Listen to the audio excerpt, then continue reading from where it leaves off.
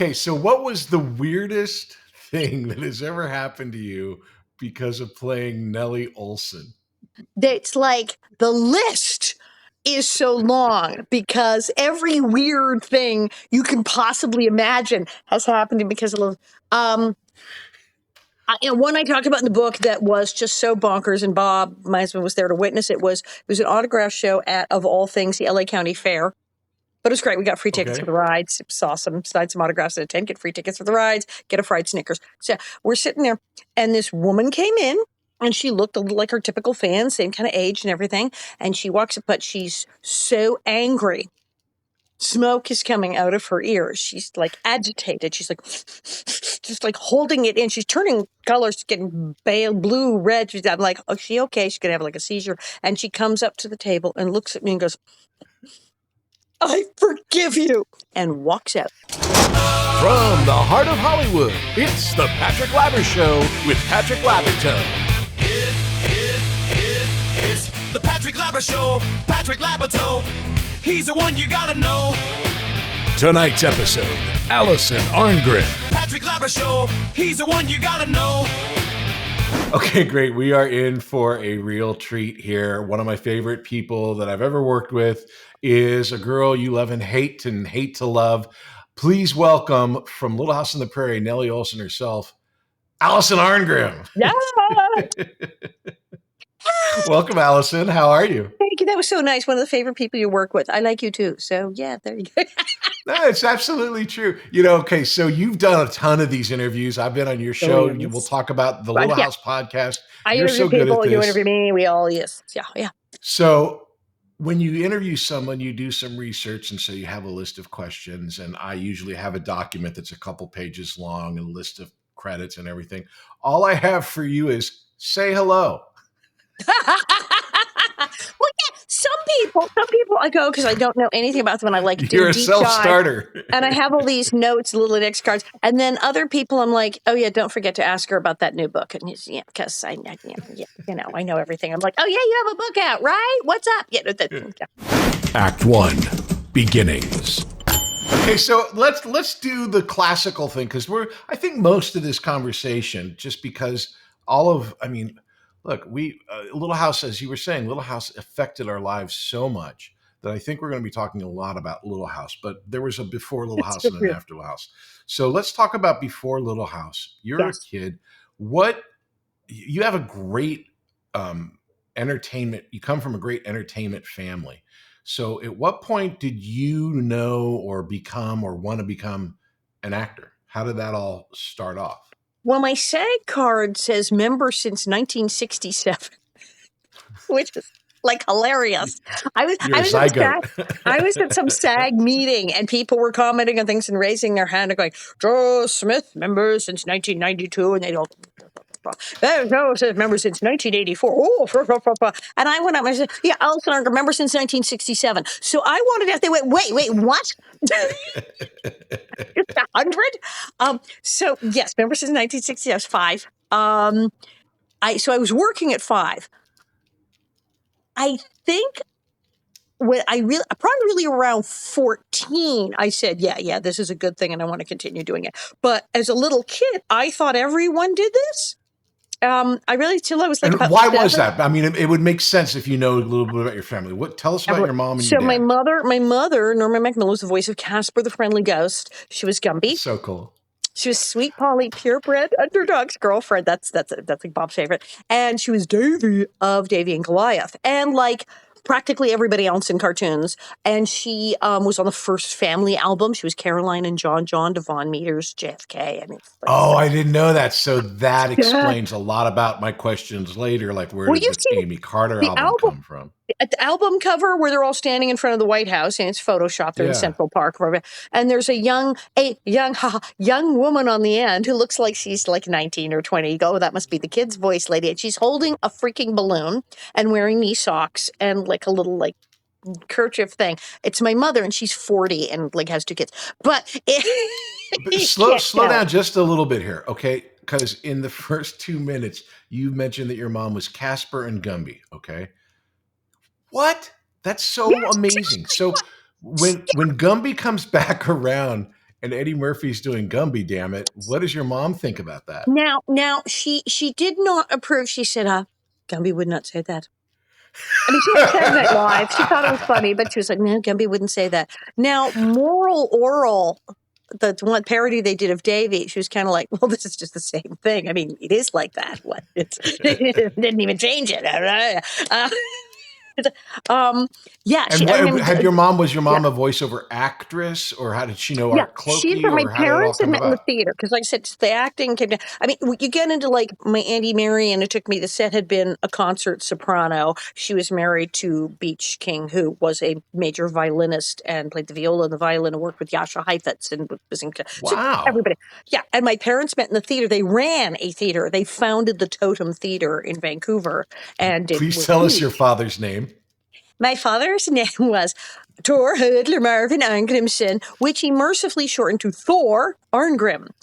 And he almost went, at the time, when he changed it to just Thor, like Cher. But he said Cher hadn't been born yet, so you couldn't quite do that. He said, but it was this close. It's just like, I am Thor. So Thor, and then he was on Broadway. He was in Luther with Albert Finney. So he was on Broadway. And it's bonkers. Yeah. And then my brother was on a soap opera when he was a baby, and then later became like a weird 16 magazine teen idol on TV. So literally everyone, and then all our friends were my parents' friends from theater or TV in New York or theater in Canada. I didn't know anyone who wasn't on television. So when you're growing up, you're watching your mom on TV. You've got your dad is an actor and an agent and everything. Yeah, and then he became a manager. So business. And your brother's older, so he was on. Were you going on sets with your brother, or you were just coming? Okay, I was also, so you're soaking in it. Here's the wacky part. I was doing publicity events. I was in the Santa Claus Lane Hollywood Christmas Parade before I had a job. I was at Toys for Tots. I was at all those events. I was at all the celebrity, like, red carpet things because we all went. And wow, I as you might guess, I enjoy talking to the public, as he didn't. And even as a small child, I was like, blah. So Hollywood Christmas Parade. Hi, you guys having a good time? The microphone would come and he'd go, here, and like throw me at the camera. And I go, hi, good evening. And I'd just like to say Merry Christmas to everyone there at home and all the ships at sea. I was doing the red carpet and signing autographs and writing in parades and doing shit like that at 6, 7, 8. Yeah. And so I was in magazines. Was it a question that you were going to do it, or it was just a question of when? Yeah, it was a question of when, and there was some pressure to get on with it. I watched an interview recently that my mother did somewhere in the 90s and on Canadian TV, telling the whole history of the family, and it's very nice. Mm-hmm. And she says, well, and then she gets to when it says, and then Alison finally got work. Like... like they'd been, come on, TikTok, we're waiting. Like from birth to age 5, I was slacking. It's like... So what was your first job? Was it probably commercial, right? Or print ad? Yeah. I believe the very first thing was the Hunt's Ketchup commercial. That's as best as I can remember. That was the first thing. And it's legendary. I mean, okay, I'm so old. My first job, it wasn't black and white. Black and white. Black and white commercial. I have commercials in black and white. And it was a whole series of things for Hunt's Ketchup where small children are trying to put the tomato in the bottle because it's like we got all tomato. Yeah. And they're pushing down on it and squishing, trying to show. And I'm so cute. I'm like a little tiny Barbie with like pale with the blonde bang, the thing, white blonde hair. And it's so cute. And I'm sitting trying to get tomato. And my tomato is very red and it breaks and spatters me completely with tomato juice. And I'm just... And I was in this gorgeous little white tennis outfit that they got me for the occasion. And so that I've been excited about, and has tomato all over. I was not happy. And the lovely woman, as the wardrobe lady, comes over and says, oh, are you okay, honey? Is there anything I can get you? 6. And I said, yes, get this goddamn tomato juice off of me. Like I'm Betty Davis.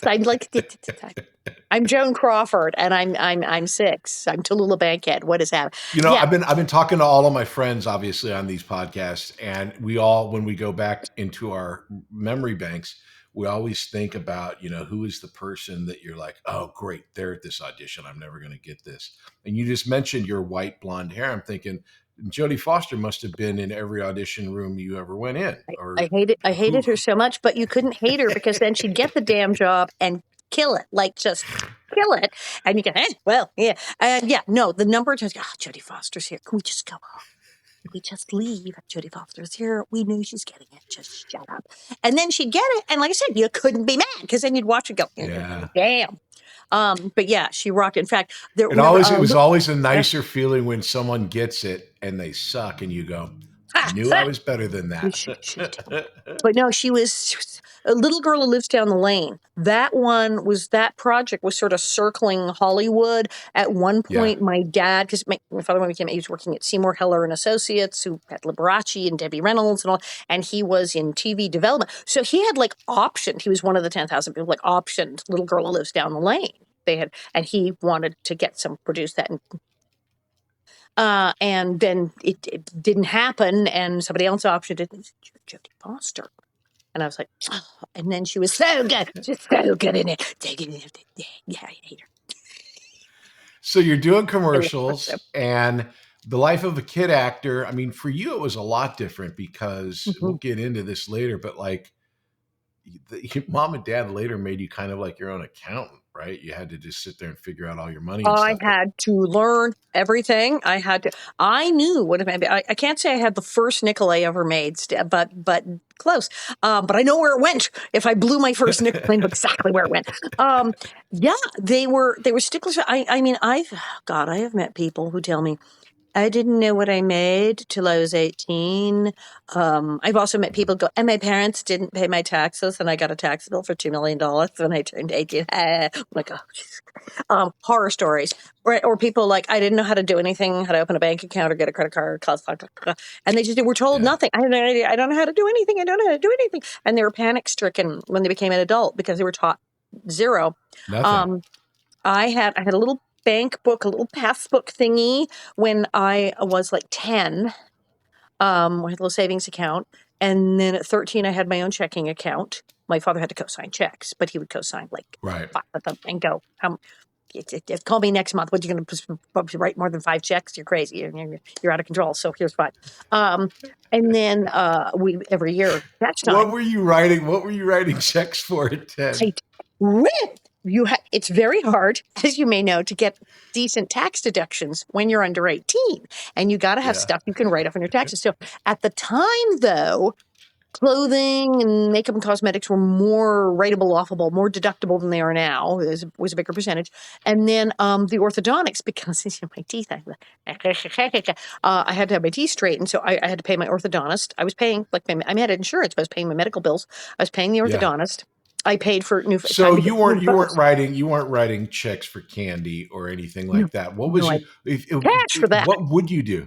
What would you? I bought a bicycle. I bought a bicycle. I went down to Schwinn. I bought a bicycle. Transportation check.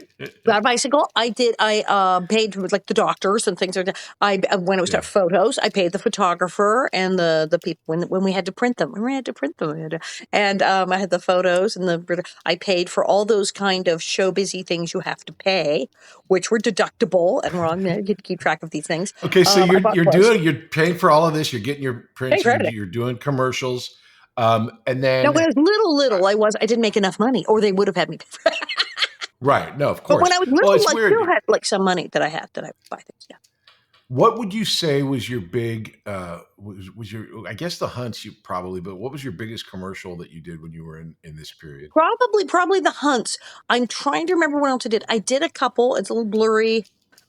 I would have loved it. Not the Thing Maker, but there was some doll thing with other kids. And it was very blurry. Okay. The weird thing I did when I was a kid was there was a show called Juvenile Jury.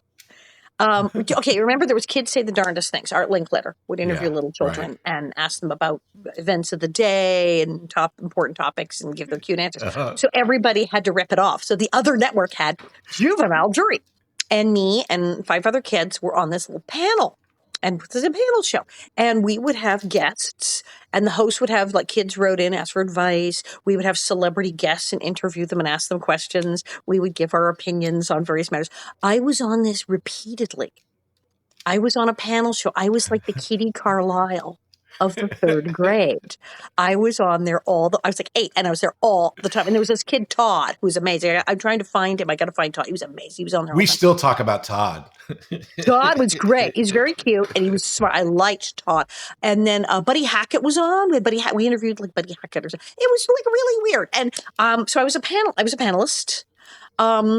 And then I did an episode of Room 222, which was cut to ribbons. I still get checks for it. You can't see me. This is my favorite thing. I won't make you say it, but here we are. We're old people, and the first thing you think about Room 222 is they cut my part. They cut me out. Yes, damn it. It's like we carry grudges like nobody's business in this business. Okay, the redheaded guy was following this guy because the girl he liked was dating another guy. Blah, blah, blah. So he's following them, and he keeps getting waylaid. He can't keep up with them because things keep happening. And one thing to happen is I am adorable. I had a little white shirt, a little like school uniform, a little blue sweater, and I had an ice cream cone. I'm like, can you help me across the street?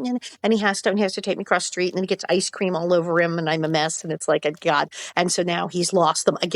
So it was cute, but they had like 87 things like that happen to him, and the show was only 22 minutes, and it wasn't really part of the plot, wasn't integral to the. So it just kind of it's like you see there's a girl in that, and I'm like, damn. But they said so. How long in this period of time when you're doing all of the panel stuff and the commercials?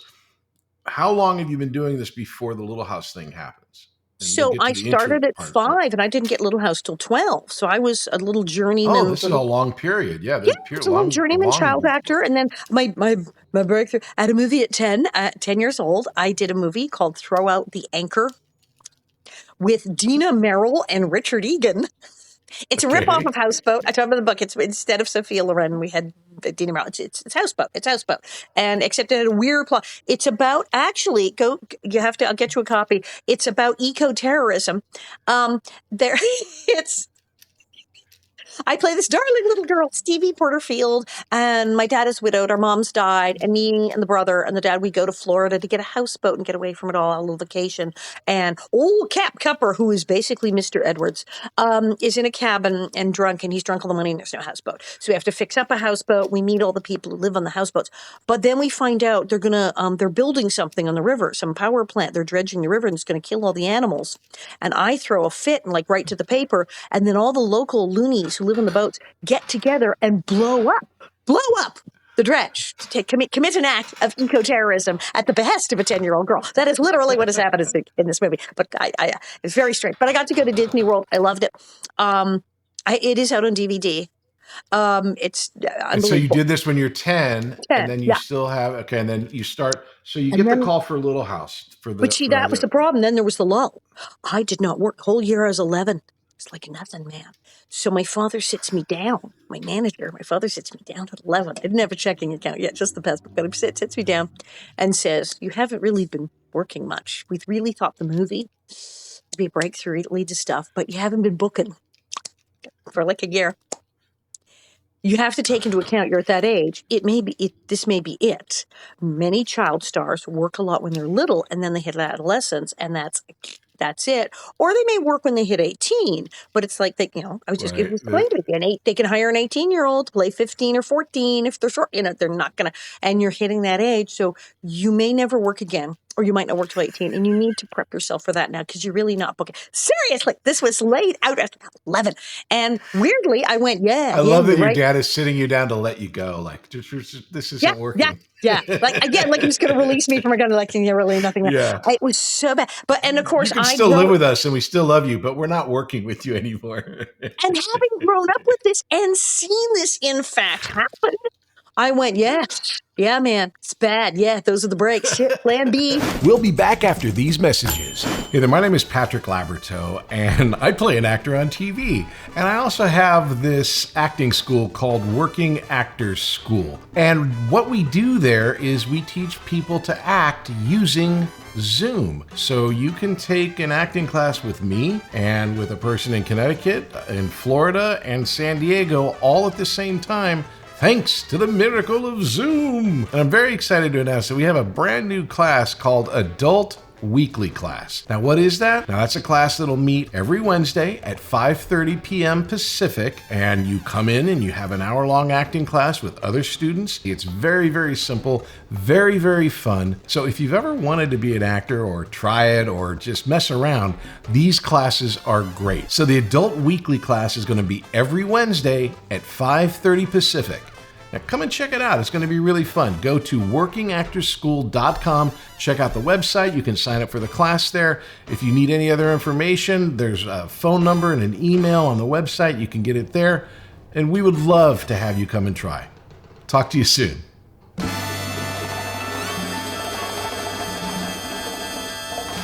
Act 2. Success. And then, of course, I go on in this audition, and I initially went on audition when they were doing the pilot to read for Laura, and I came back and read for Mary. So wrong. And I knew it was wrong. I went, no. And then, I also read for the Waltons. I remember I read for what was like the Cammy Coulter part of the Waltons. I read for all this stuff. Nothing. And then they call me back. And I'm like, but I saw the pilot. So before, okay, so you go in for the pilot. Was it a thing where you'd read the books? Were you aware of the property? Did you know anything about it? Clueless, had not read the books. I was a weird child that had not read the books. I was reading Edgar Allan Poe, a strange child. So I did read the books. I had no idea what the hell they were on about. I'm not a country girl. And then I come back and I'm like, but they made that. We did just two girls. Well, this is great. They did the show. Oh no, they're making the series. There's other people. So I'm like, oh my God, how many people are in this thing? So I get there and it's Paramount. And you go in the room and you're like sitting on stairs or in floors and hallway. There's not enough chairs. You're sitting on the carpet. And me and my dad are sitting there. The sweet smell of asbestos wafting in the air. I just come after school. I'm in like cut off shorts and like a little shirt thing. I'm not dressed up because I had nothing. I had no idea. So I don't know that there's a Nellie Oleson. I don't know who Nellie Oleson is. Right. And no input. They didn't say, oh, and you're playing. Nothing. Just here you go. Fling the sides at me. And I look at them. And well, it's that whole first episode with my home and I don't think the country girls have a penny. It's like awful. And I'm reading going, it's terrible. This person, she's dreadful. And I turned to my dad. I said to him all the time, I went, this is not a normal part. I literally said, this is not normal. He goes, what do you mean? I said, she's awful. He said, what? I said, she's a bitch. Total bitch. He said, what the hell are you talking about? And then I read it for him. So my father falls out laughing. He's like, cannot breathe because it is that funny. And says, okay. Don't rehearse it. Do what you just did. And I went, what? He goes, no, I mean, and he snatches the pages and says, put them face down. I don't want you to even look at them. Do not even look at the pages. You go in and you do whatever the hell that just was. And I did. There was Michael Landon and like Kent McRae. And I think it was Ed Friendly, but there's the three guys, Michael, right.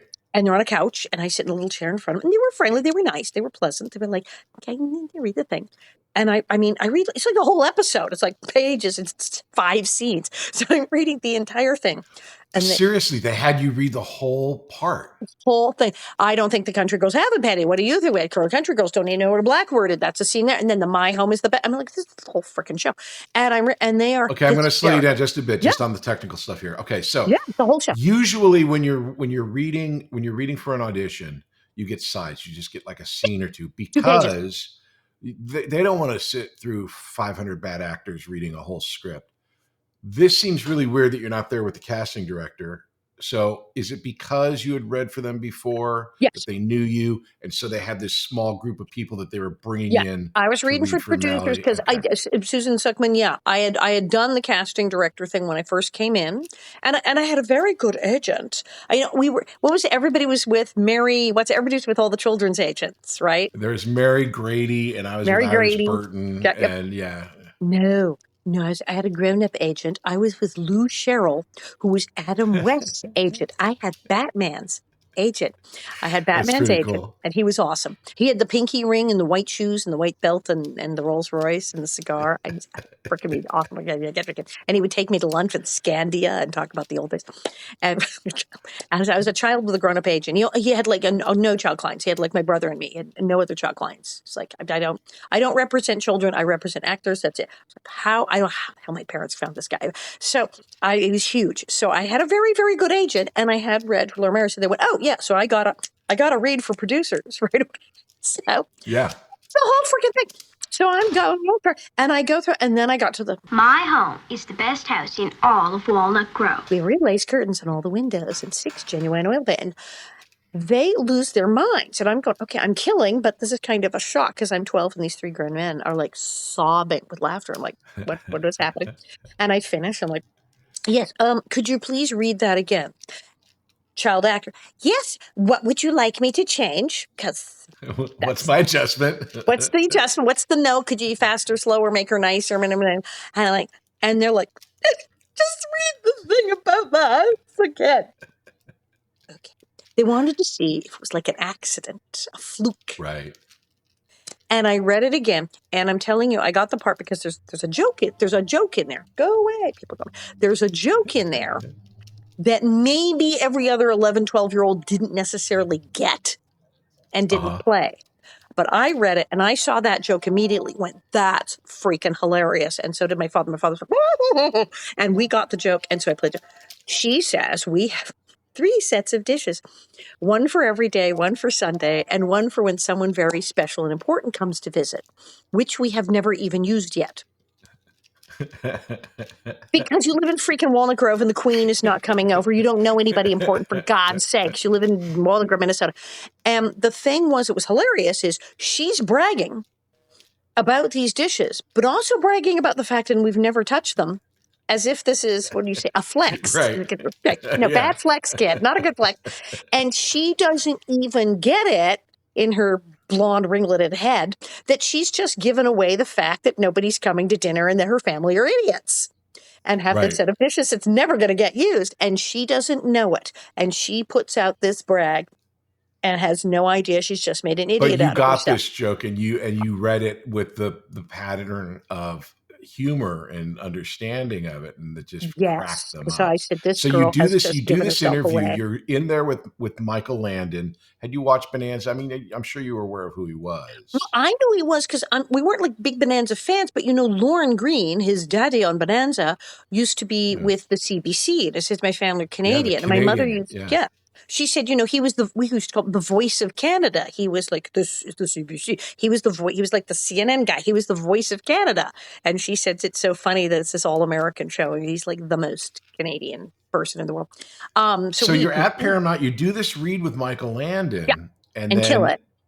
Is it, you kill it, you tell your dad, is it how long before you find out that you've been hired? The time it takes to walk out the door, get in the car, and drive from Paramount Studios at Melrose to Hayworth and Fountain. Not that far. And the traffic wasn't as bad as it is now. 10-minute drive, yeah. Yeah, 15 minutes tops. Get out of the car, go upstairs. Jess Peterson, who worked with my dad, is on the phone when we walk in. He is on the phone with Lou Sherrill, who has lit up a really good cigar at this point, who is saying wardrobe fitting is Tuesday. Not only in the time it took us to walk out the door, get in the car, and drive home 50 minutes, had they said, screw it, it's her, they had called my agent and made a deal. Okay, so let's, again, talk some industry stuff here. So as an actor, obviously, and as an actor with your experience at that point, I'm sure you'd read for pilots, and I'm sure that, you've had experiences where maybe you got close or maybe you got a pilot and the pilot didn't go. Have you had anything experience like that? Or was this your first series? Oh, I read billions. I cannot count how many. I probably went on hundreds and hundreds and hundreds of auditions. Like most child actors from about 6 on, it was every couple of days after school, get picked up. You have it. Remember, there were no cell phones. They couldn't call me and say you have an audition later. So you come the right age for Brady Bunch? Did you read for Brady Bunch? Or was that before? I may have. It's like a blur. I never read for Partridge Family. I know I read for the Waltons because there was something about baby ducks, and that was the family. Nanny and the Professor. I definitely read for Nanny and the Professor. So there's like a Kim Richards thing going on. I read for hundreds that you would come up from school, and about every second or third day, my dad would have, you have an audition today. Oh, great. And get in the car, and what's it for? And sometimes it's like, we don't know. I guess it's child actors, very random. You just get you get an office name, or a casting director wants to see you for a new project. Screen Gems. Remember Screen Gems? EUE Screen Gems over at Warner Ranch. Yeah, Went right to there on Screen Oak. Gems all the time. Went to Paramount. Went to 20th. Went everywhere. Read for a lot of casting directors. Now I did because I said I had Batman's agent. I read for producers sometimes. I had a very good agent, so I was like, yeah, Excellent. sometimes. And I did get. I remember I sometimes got callbacks, and the whole house would get like really excited because oh my god, I get a job. And so I read. It was constant. So I remember. So I sometimes had more than one audition in a day. It was like that kind of thing when you're a child actor, and. It was like there was always an audition. And the reason, and I get this over and over with the people I've been talking to. The reason is they have these things called cattle calls where they bring everybody in. When you're a kid actor, we know who the good kid actors are. The casting people know, but the clients, whether it's who are the producers or whatever, they like go, well, we want choices because we don't know if we're going to find a good kid actor, and so they bring us all in, and so you're always auditioning. But this was different because this wasn't, you'd already auditioned for the pilot. So a pilot is when you do one episode and then you find out later if it's going to be a series. But now you knew when you did your deal that this was a series. So you knew you were going to be in 24, or did they have a 7/13? I was 7 out of 13, so I knew 14 episodes because they were doing, remember when 26 episodes, they had blocks of 26 episodes. Yeah. Back in the day, that wasn't weird. Nowadays, that's like 3 seasons on Netflix. 26 episodes. But back in the day, whole thing. They shoot 8 episodes for a season for some Netflix show. That's a 26. That's their entire run. So it's like, I just laugh at it. It's like we did 6 episodes and then we needed 3 years off. And it's like Michael Landon was ripping these things off in 5 days. But okay, we'll get there. So, I read, when and you I did get go to this cattle deal, calls what sometimes is it with that the you do? thousands. When you get the deal, you're home and you find out that you're on a TV show. Don't know it's Little. I mean, you do know it's Little House, but you don't know what Little House is going to become. Not a clue. But you know you've got solid work for almost half a year. At least a year. We know for at least a year. Yeah. I am gainfully employed, and and it was a 7-year contract. Remember when people signed 7-year contract? They signed a 7-year contract, and it was a big deal then because the studio system had people like signing for life, and 7 years was deemed by the courts to be just right. Anything else was considered servitude, slavery. You couldn't own somebody. So 7-year contract. So, of course, which for you is like 2/3 of your life. Right. And I'm not even twice. I'm not even 14 yet. So it's like more than half my life at that point. 7 years. And of course, my family was ecstatic. This was the dream of everyone in the house to get a series and sign a 7-year contract for a sold, probably hit series because it's starring Michael Landon. So odds are on. It's, Bonanza. And it's already been picked up. It's no pilot. So you knew going in. Pre-sold with a major. You said they had a wardrobe fitting on Tuesday. How many days was that away from your audition? 4 or 5 days? Like I looked it up because I read a Thursday. It was Thursday because I found out like the day. Do you know why I know what day I got the show? No. Because it was the same day as the Symbionese Liberation Army shootout in LA when you kidnapped Patty Hearst. With Patty Hearst. It was the day of the shoot because my mom came home from work and I wanted to tell her I got a show, but we were news junkies, especially my mom. And the shoot, it was live on TV. And she's like, "Shh, I think I see Sink You," and we had to watch the news and like wait for a break. I got a series. It was just so funny. Wonderfully weird. But everyone was hysterical because we're going to eat. Yay, food. And when you do a series, obviously the contract tells you how much you're going to make and if you have guaranteed. So you knew what big chunk of money was coming your way, which more than anything, you just knew that you were going to have food and a place to live and everything was going to be fine for a blank number of months. We didn't have a lot of money. We were in a very nice apartment. We were in Hayworth Towers, for God's sakes. But it wasn't that big a place, and at that time that wasn't considered. Now Hayworth Towers is like condos, expensive. It was not then. It was considered a modest accommodations, and we had a hatchback. It was like. We didn't have a lot of money. And my mother at that time was working. She had done a huge career in voiceover theater, then a huge career in radio, then a huge career in voiceover cartoon. Then she stopped working and was like working in an office. And then she later had a whole comeback and got into commercials and movies and became like a star all over again.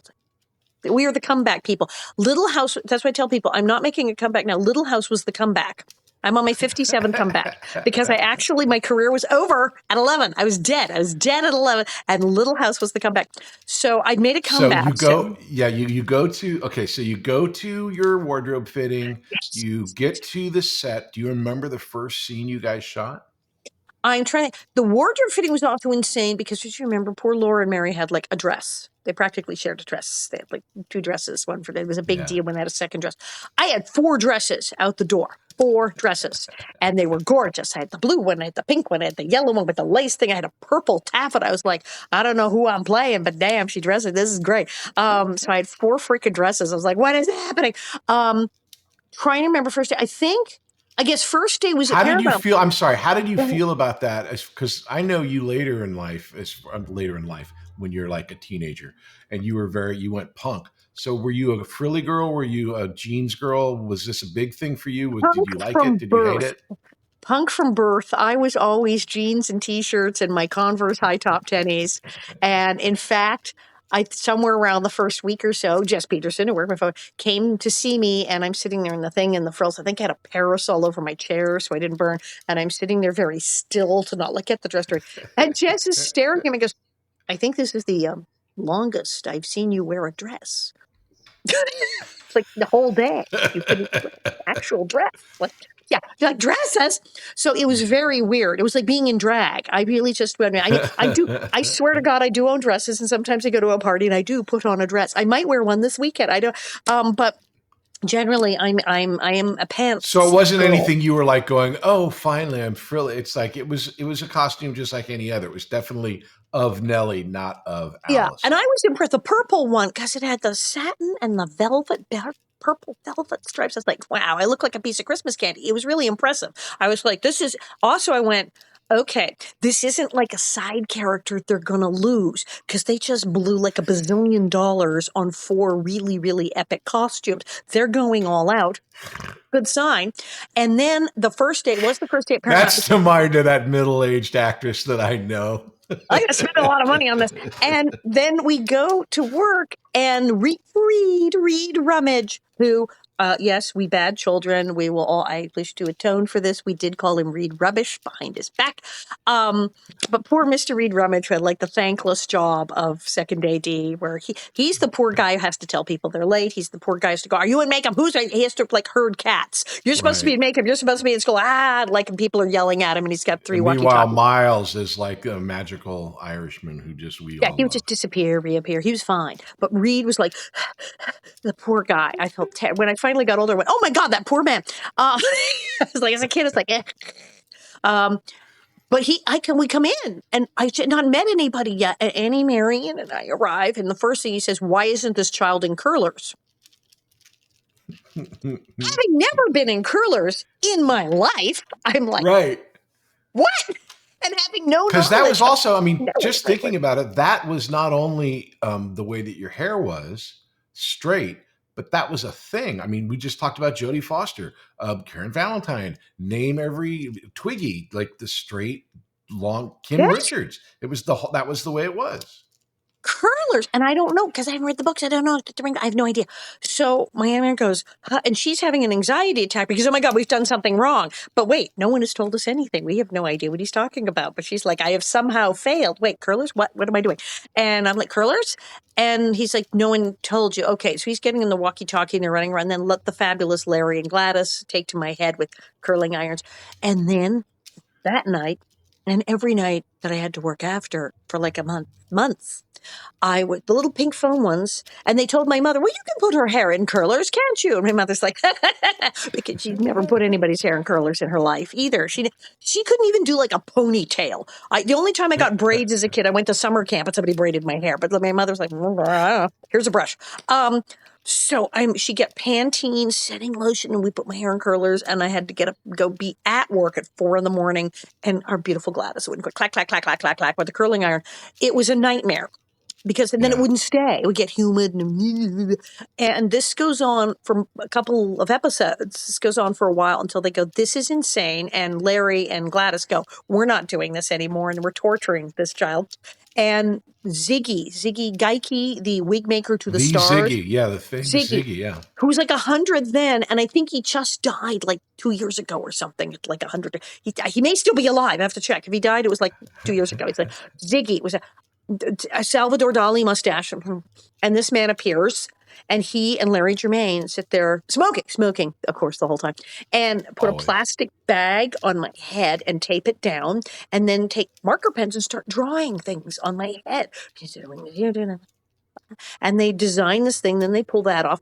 Then Ziggy brings this box and opens this big wooden case and starts pulling out these huge hunks of hair, fabulous, and holding them up to my head and matching colors. Swedish virgin hair, 6 different shades, so it would look natural. And of course, at 12, I'm like, Swedish virgin, how did you find a Swedish virgin? And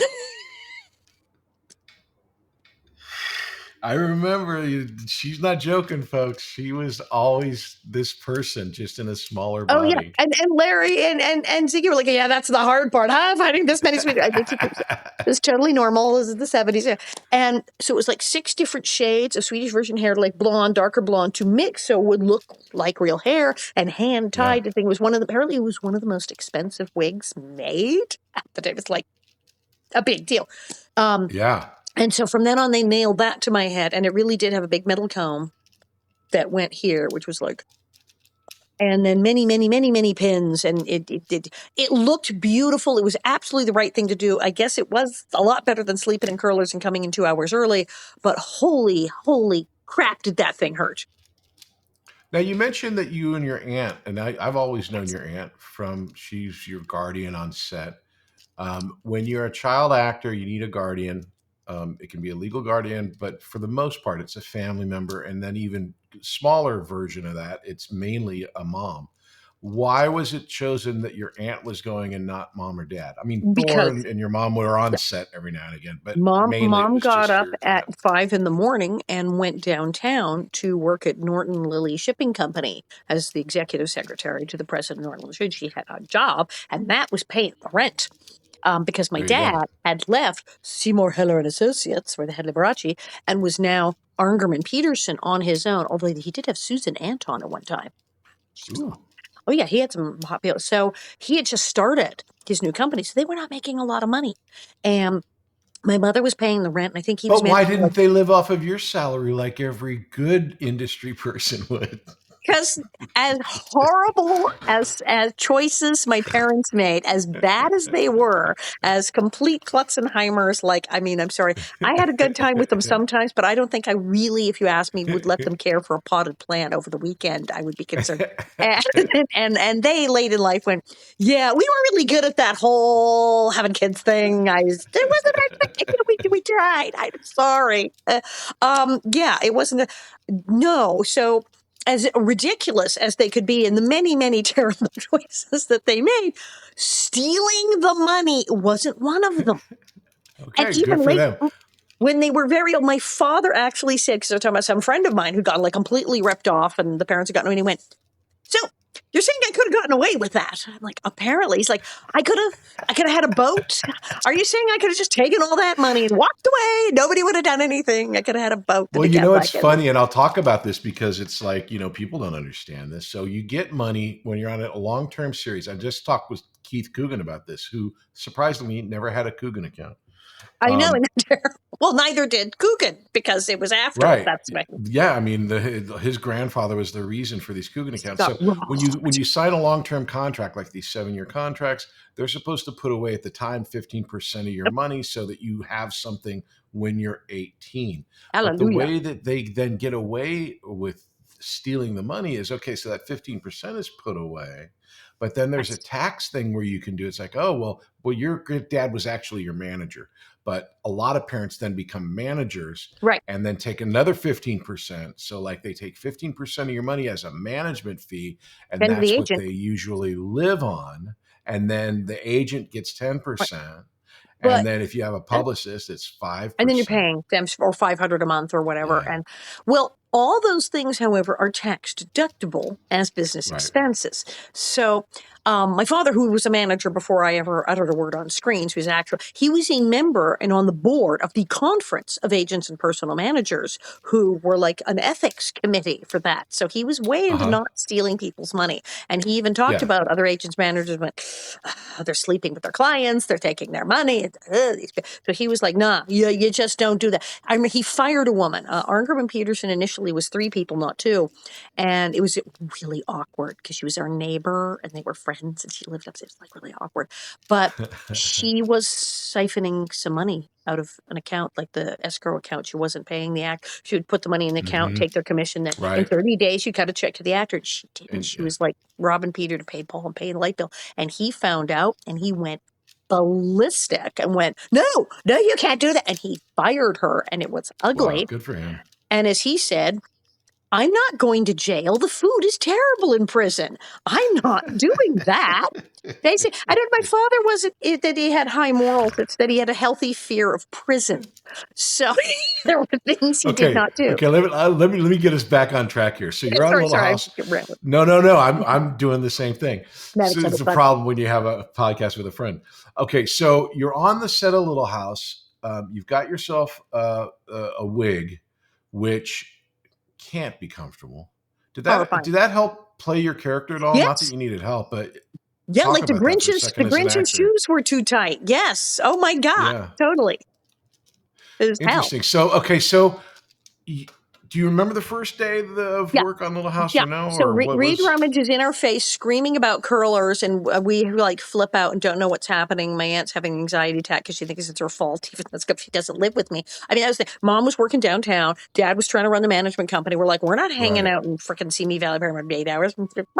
But my Auntie Marion was retired and adored me, worshipped me, and I loved her. She did. So she was sweet. Like, oh, was she your mom's sister or Thor's sister? My mom's sister. Older sister. Okay. And she was awesome. And she was like, I'll do it. And they were like, would you do it? They were like, would you do it? And they're like, we'll pay you. And she's like, they basically give her like a stipend, like per diem. And she had money. She's like, I really don't care. And I get to hang out with my niece. And she goes, oh, wait. And I get to Michael Landon. I'll be on the set all day with Michael Landon. She was totally like, Michael Landon. It's not like he was walking around the set with his shirt off all the time. He would see my Auntie Mary. It was like that. and lifting weights and pumping up. He would come up to my aunt. He'd go, oh, morning, babe. And like do like cookie coo, kind of hug her and go, morning, babe. And she'd go, she freaking loved Michael Landon. She loved hanging out there. She loved hanging out with me. She was a great moral compass. So it was perfect. My parents were like, this is perfect. And so they would visit. They would visit the set now and again, take a day off and visit. Or Auntie Marion had a dental appointment and my mom go, I'll take a shift. But like, generally Auntie Marion lived on set. So we were there with Auntie Marion and we flipped out and then we got to a phone and made a bunch of phone calls. And I don't think anyone had even called my agent and told them about the girls. Anyway. Right. So was it on set or were you on location in Simi? We were on set. That was Paramount. Okay. And I'm trying to think, did we meet at Paramount and like go to Simi? No, I think we went to Paramount first. So I think literally the very first stuff would have been the schoolroom. Country girls don't even know what a blackboard is. I'm thinking it was a lot of that stuff. But right away, we were off to see me very quickly. And my father came down there to see me. And they were just like, there was still some work being done on the sets. Because that's right, they shot Harvest of Friends second. They shot Country Girls first. And then they shot Harvest of Friends, which as we know is aired first. And then Country Girls. So they were still banging some shingles onto like the Mercantile when we arrived. And that was my father said, I don't know why they're spending all this money on this set. This thing's not going to like go. It's one season. I mean, who's gonna watch this? And in the 70s, that's how people love it. Nobody's gonna watch it.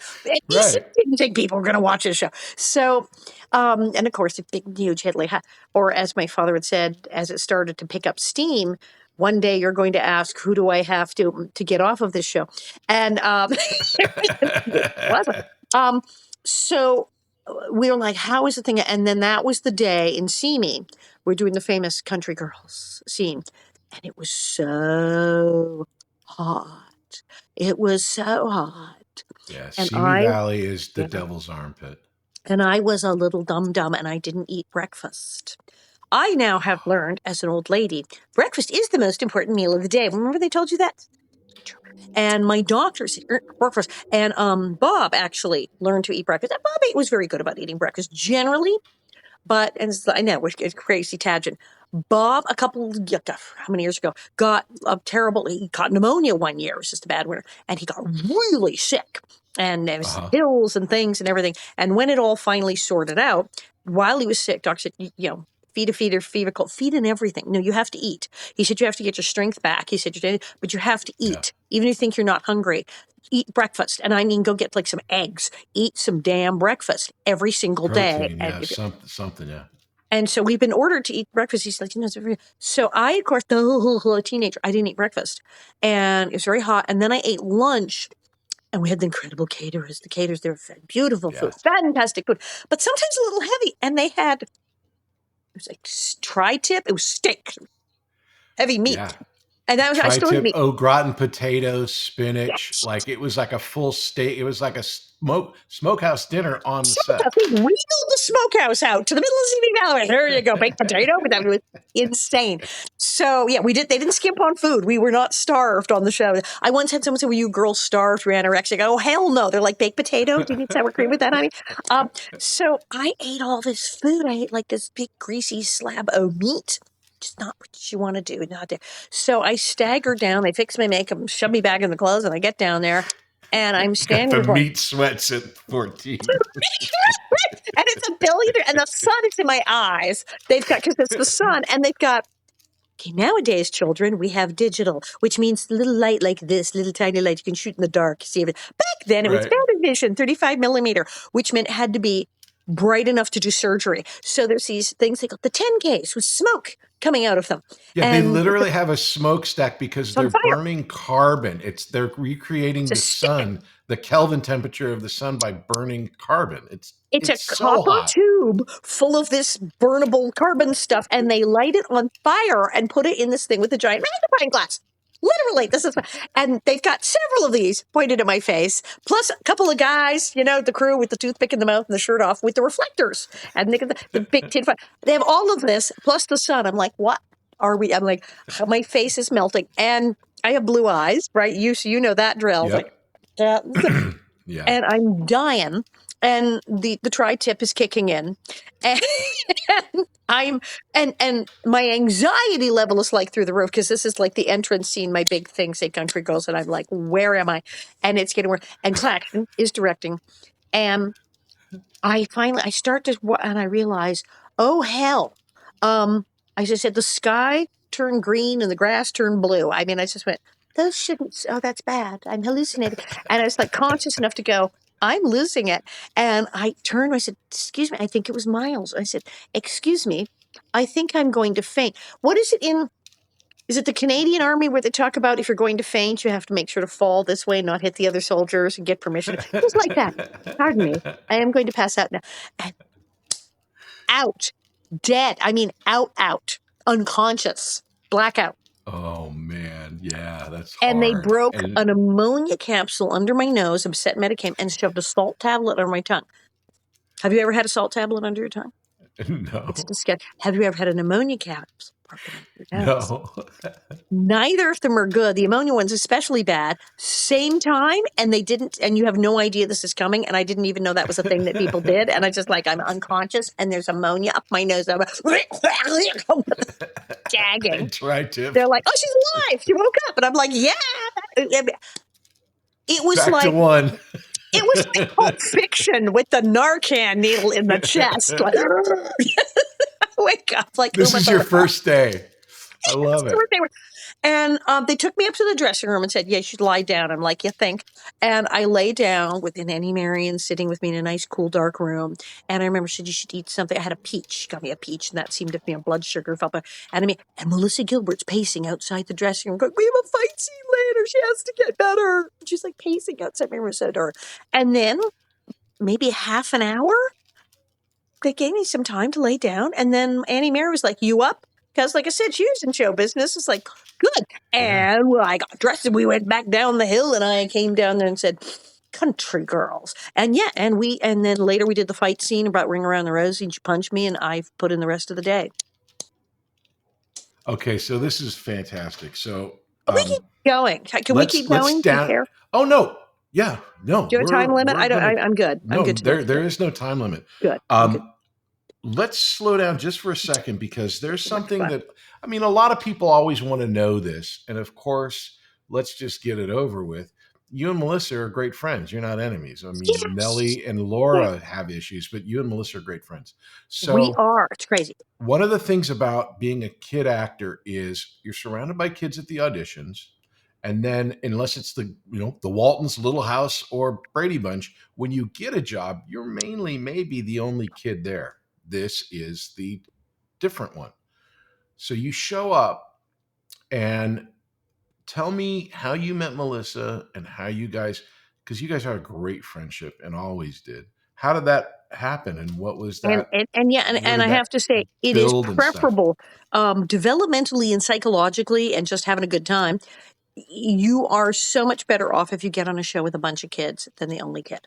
I will put that out there now. All of my friends who were the only kid on a show, and people who are on a show with a bunch Yeah, of kids. First of all, you have a group of children, so you can sort of defend yourself. It's like the adults who are giving you a hard time. You have kids you can lean on. It's like being in right. school, so it's sort of normal. You have people to talk to.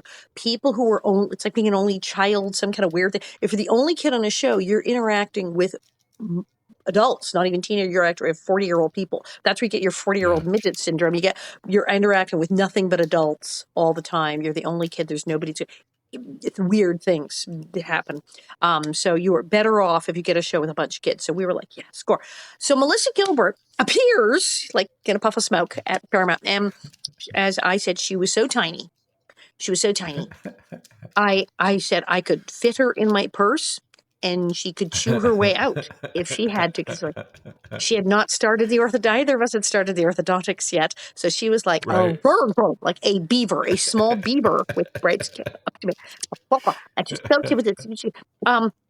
And she starts going and telling me what's what and who's where and who's in charge, and she's nice to them, and then they're no good.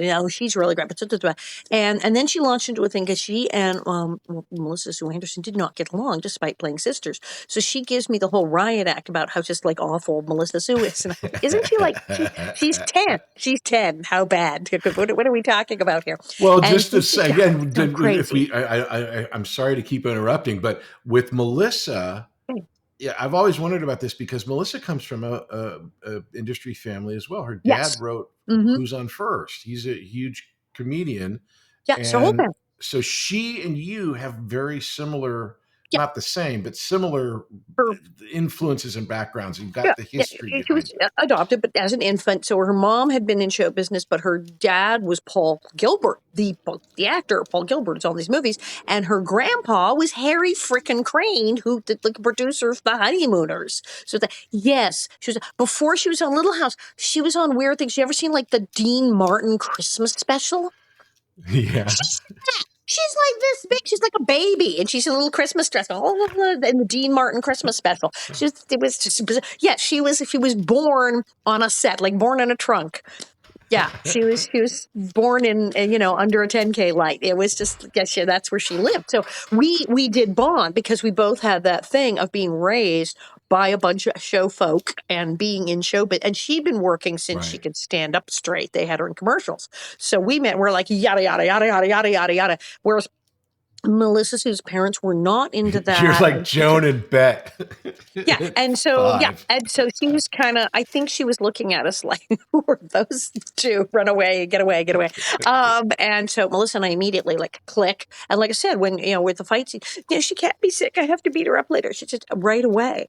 And then we'd go for Slurpees at the 7-Eleven after work. We'd have slumber parties at each other's house. And today even it's bonkers. We're like we text each other, and when we've met up at these reunions and things, the hugging and the crying and yeah.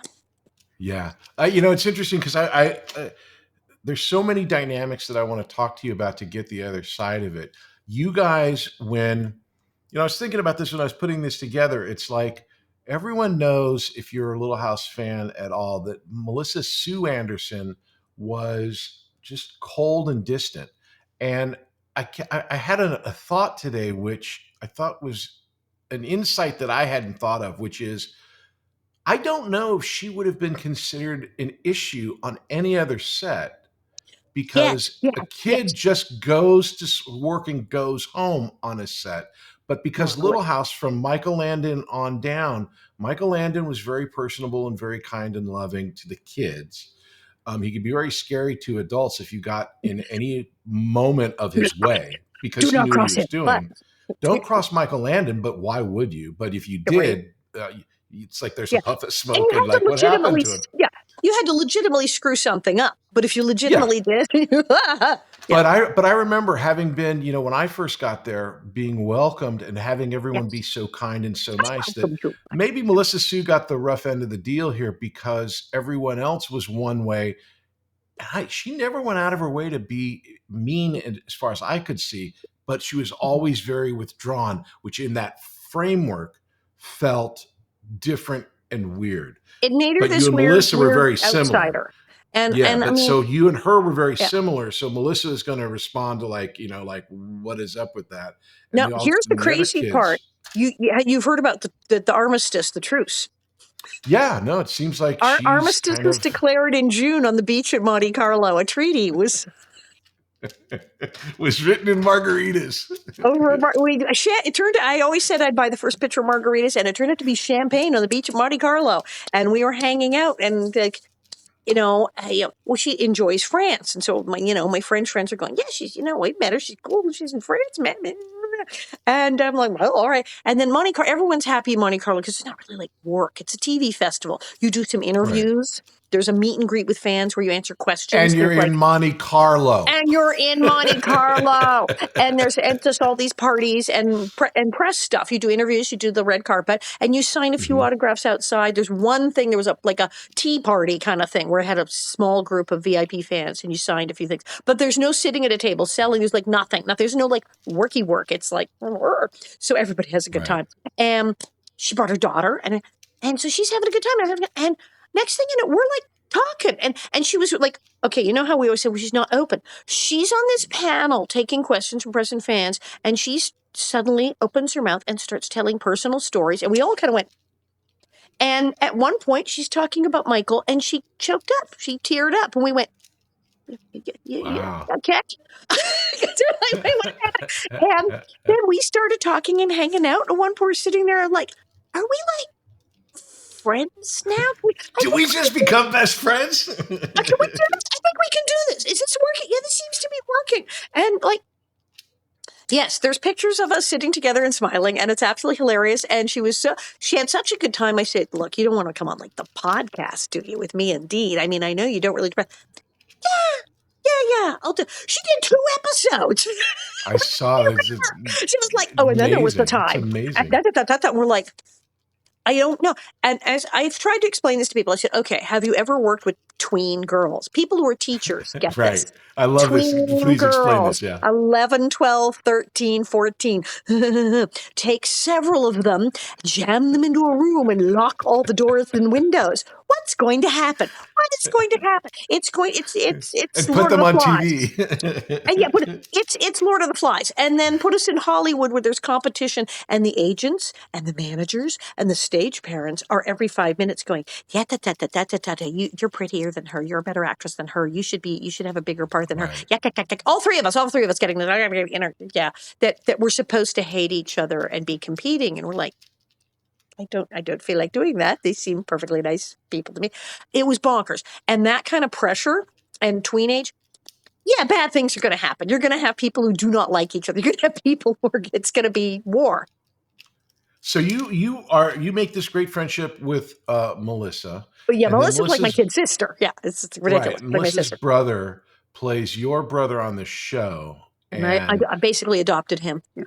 Yeah, and we just love Jonathan. Jonathan's always been, and I'm not going to mince my words here, but know that everything I say about any of these people, it's from love. Jonathan's always been weird, which is fine. He was never been weird. Of this world. He is not of this world. He has always been absolutely cuckoo crazy. Yeah. So you had Melissa, you had Jonathan, and then there was, the only reason I was on the show was because Mr. Edwards left. And they had to bring in a new family. But you had Kyle Hollywood. Richards. Man got a gig. Yeah. He left, and he later came back. but Kyle Richards, and so then you had all the Richards like influence over there. I'd worked with Kyle on something else, and so there was Kyle and Kim, and then And Kathy Kim was was the little older Olga with sister. the shoe, the leg thing. Right, Yeah, oh, that's right. Yeah, she also did an I episode. was really You'd mean had to her. Todd Bridges on the show, in a great episode. So you've had all these kids on the show. I've always wondered when I came on the show.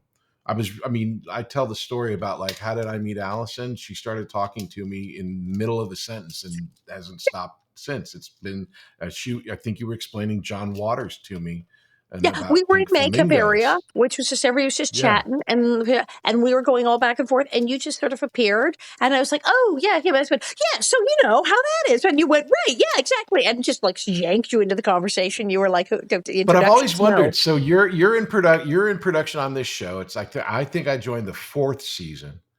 that sounds What right. was it like when you were an OG kid cast member and they brought in new kid cast members? Was You it and your weird? brother How was and it? all of Yeah, these new people. they Yes, and yes. they did it, and they continued to do that all the way through Oh, Bateman yes. and Doherty and all the kids that ended up being there.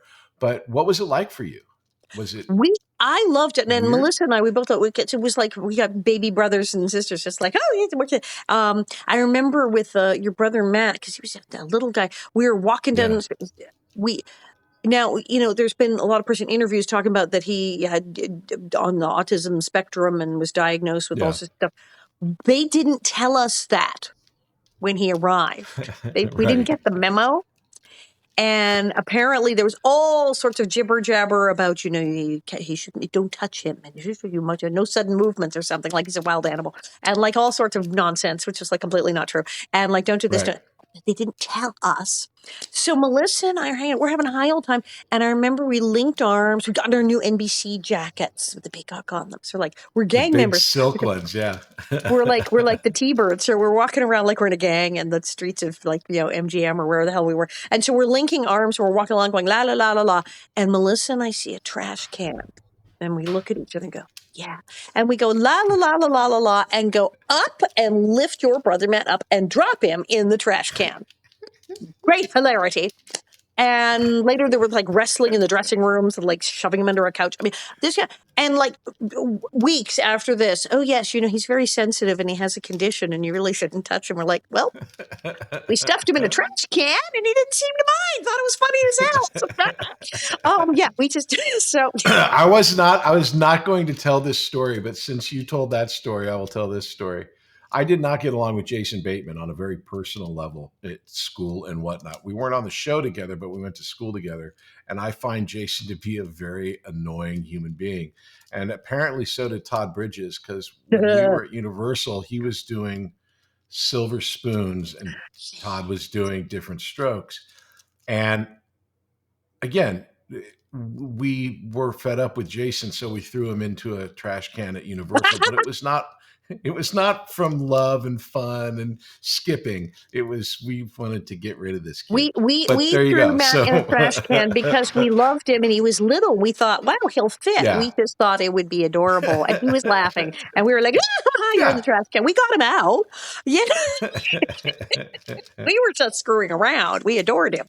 But yeah, so we were like that. But that was the thing. We were kids. And there was a whole thing where I've joked about, like, people said, did they steal your childhood? And I said, yeah, but Melissa and I kept stealing it back every chance we got.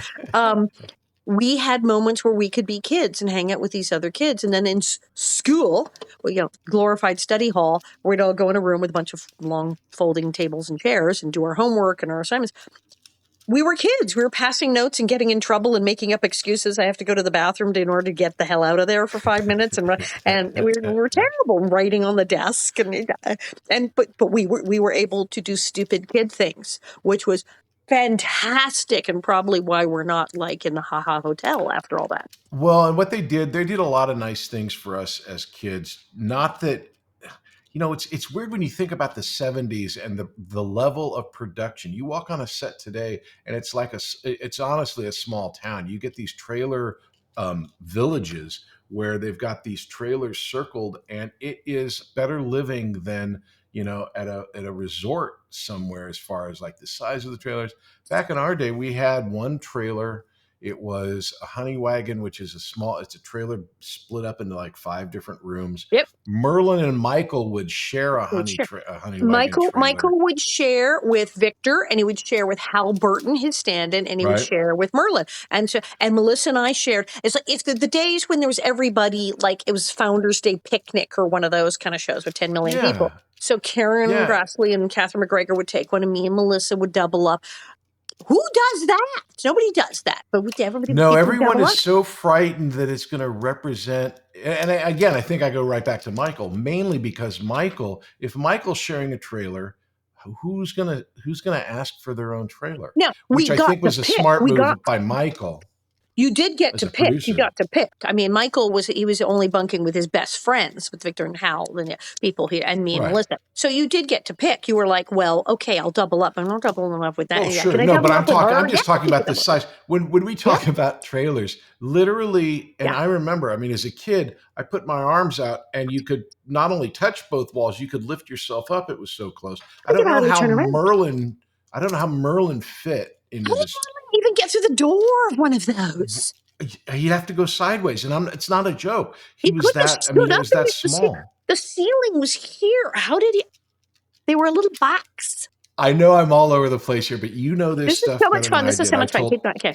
Oh, I wanted to talk about the money because you talked about trust fund. I had the trust fund, so I went to court. So 12 years old, went to court with Tracy Savage. That was great because Tracy Savage, who's playing Cassie Kennedy, was signed the same day as me. Oh, okay. And so Tracy Savage had a 7-year contract. I know she was there like 2 years. I don't know, but she had a 7-year. We were marched into court in front of a judge, and lawyers, suits from NBC were there, and my parents came with me and everything. And we'd all dressed up in our little good dresses, and the judge explaining you're signing a 7-year contract, and the trust fund, the Coogan account was set up, and 15%. And the judge was awesome because normally it's like rubber stamp. Okay, get out of here. The judge stopped everyone, said, okay, I want to make like a statement here, and this is like for you guys, the lawyers from NBC. These are minors. I know we're going through this whole song and dance here and signing these contracts and pretending that they're worth the paper they're written on. These people are under 18. These contracts are not worth the paper they're printed on. It is illegal for a minor to actually agree to anything. If either of these kids shows up in my courtroom and wants to break this contract, I'm doing it. Because you can sign it. And it's Hollywood, so we'll all just kind of go along with this, that we're going to agree to this. But these kids can walk any freaking time because they're under 18 and you have like no say. And I was like, whoa, what is happening? And then he said, I'm actually putting a rider in here just in case. What are you kids, 12? Okay. At 14, maybe that's why it was 2 years for, I don't know. At 14, if you really, really want to go, I'm putting in that you can break this contract with actually no repercussions, like you don't even have to come to court and they have nothing to say, that you have an out at 14, because that would be at least some age of decision making. I'm putting that in because this is crazy. You guys are children. And he said, just so everybody knows, all these stage parents and the lawyers, this is a charade that we're actually having children sign contracts. And I actually know that as a judge. And everybody's like, whoa. And I was like, I say this almost in every podcast where I talk to one of the people that were a kid actor, is that and this I think is actually legally true. And I was a TV lawyer for 10 years, so I'm going to go with it. That there's only one other job in the country, which is during harvest time in corn-bearing states, where it's legal for a child to work besides acting. There's no acting. There's no doctor children. There's no lawyer children. There's no child, all farming. Accountants. But you can be a child actor. Where they're picking lettuce and there's kids. Right. And so the weird part about this job is, here we are, and especially on Little House, my mom just got burned up in a blind school fire. My pa was run over by a wagon. Somebody got shot, whatever. They died of the plague. You're crying about your father. You're crying about your mother. And then you got to be doing geometry for another 20 minutes, 2 seconds afterwards. And the adult actors don't have to do that. Robert De Niro doesn't go from Raging Bull to the schoolroom. And it's such a weird experience to We're- like be. Yeah.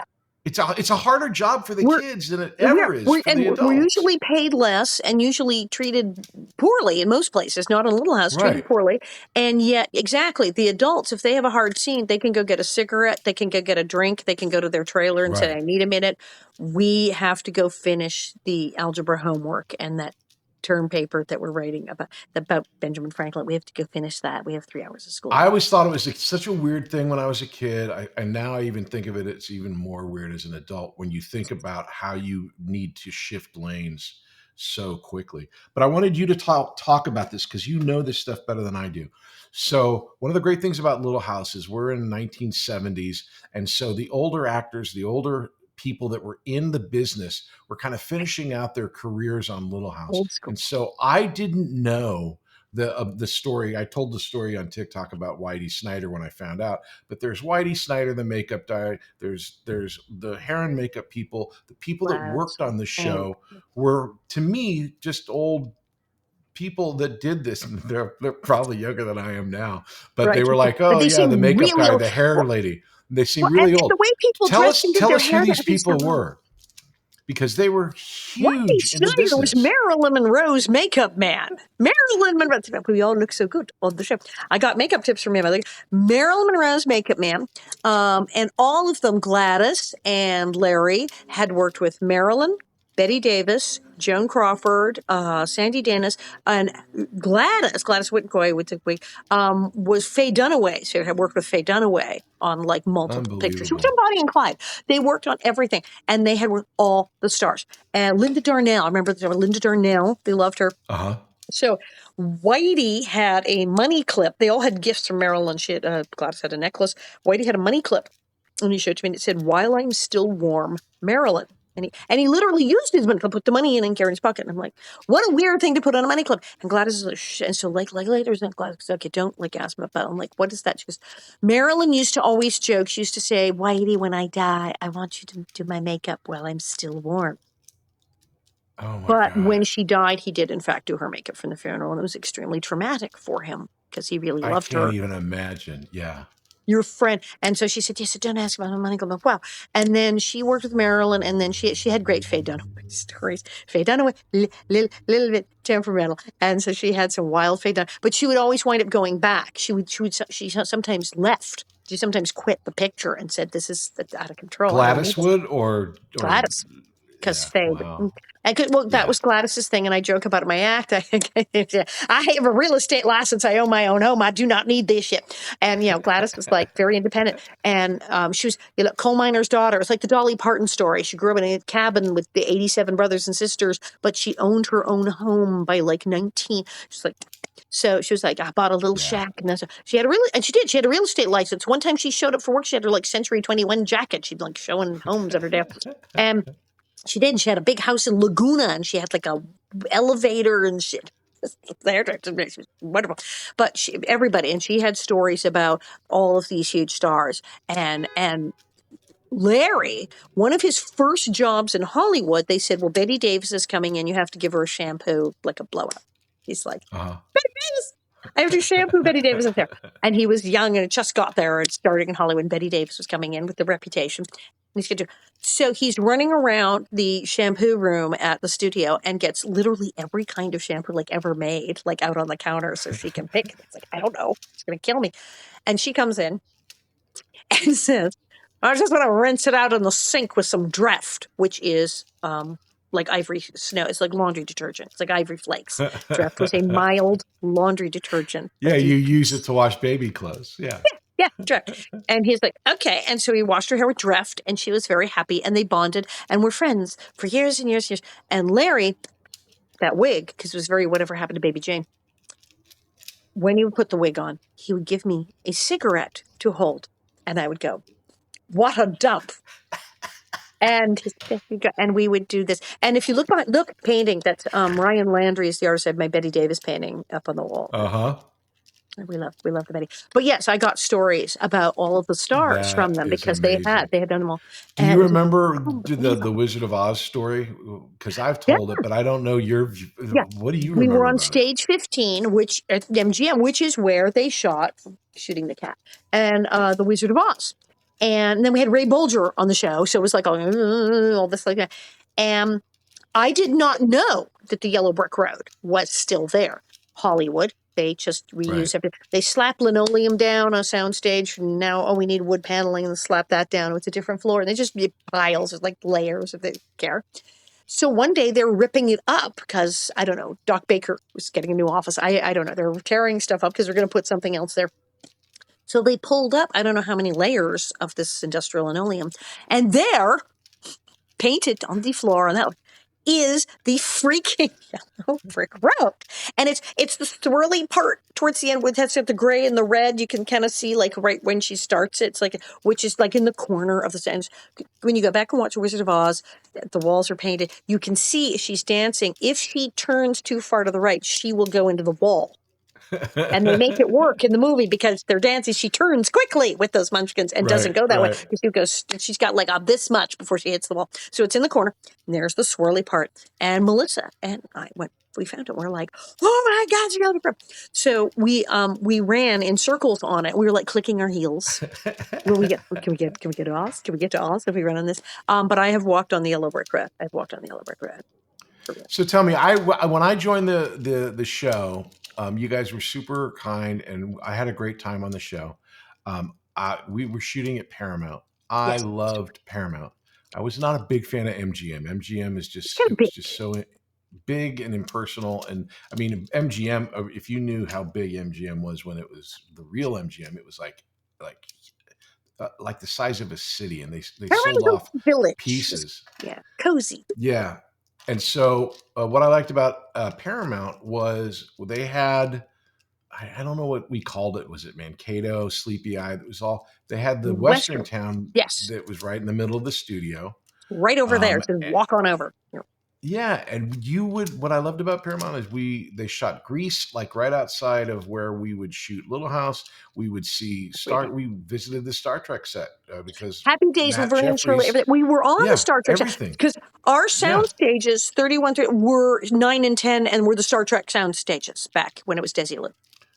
And Matt Jeffries, who designed the Little House, also designed the Enterprise. And when they started Mork and Mindy, a bunch of us kids, I don't know if you were one of them, I'm sure you probably were, would go over and watch them rehearse the pilot for Mork and Mindy and watch Robin because he was just too funny. I met him at the Comedy Store during that because I was doing stand-up. Oh, that's right. But I love that they had the Happy Days, the Laverne and Shirley steps, and I would run down those at Haas and Pfeffer Incorporated. And, but yes, it was all there, and we were all on the Star Trek sound stages. So Shatner and I became friends, Mr. Shatner and I, on Twitter back in the day when you get really got the blue check for really being like authenticated and all that. A real person, he got me verified for my birthday. So we live in a world where James Tiberius Kirk gets Nellie Oleson verified on a social media platform. So we're Twitter buddies, and we have discussed the fact that I was on the same soundstage, and discussed the fact that he was in a play on Broadway with my father. Oh my God! Well, he's Canadian, so Canadian, yes, they're the same kind of age. Every Canadian knows Canadians. So. God, we gotta generate some sort of publicity here, Alison. Every tangent. I like talking about the money thing. What actor? Did you? Was there an actor that you didn't get along with on the show? And I won't ask for names unless you want to give it. But at the time, Melissa, Sue, and I were from other planets.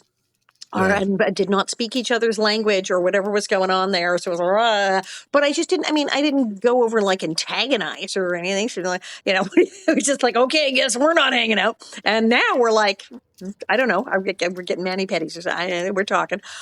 She's, I don't know. Like I said, I'm freaking 62 now. It's like, we're nice now. We're friends now. I mean, there are people I know. I go down the list. There's several people I know who I despised when I met them, who totally became friends with later. It's like, it's fine.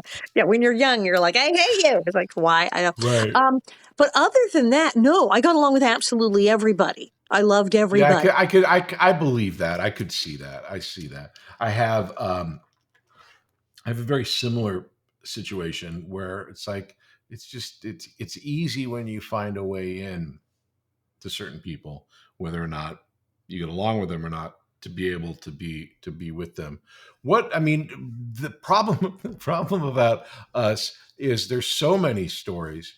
What Here would for you days. say was when? And I'm not saying this is not like a, how do I say it?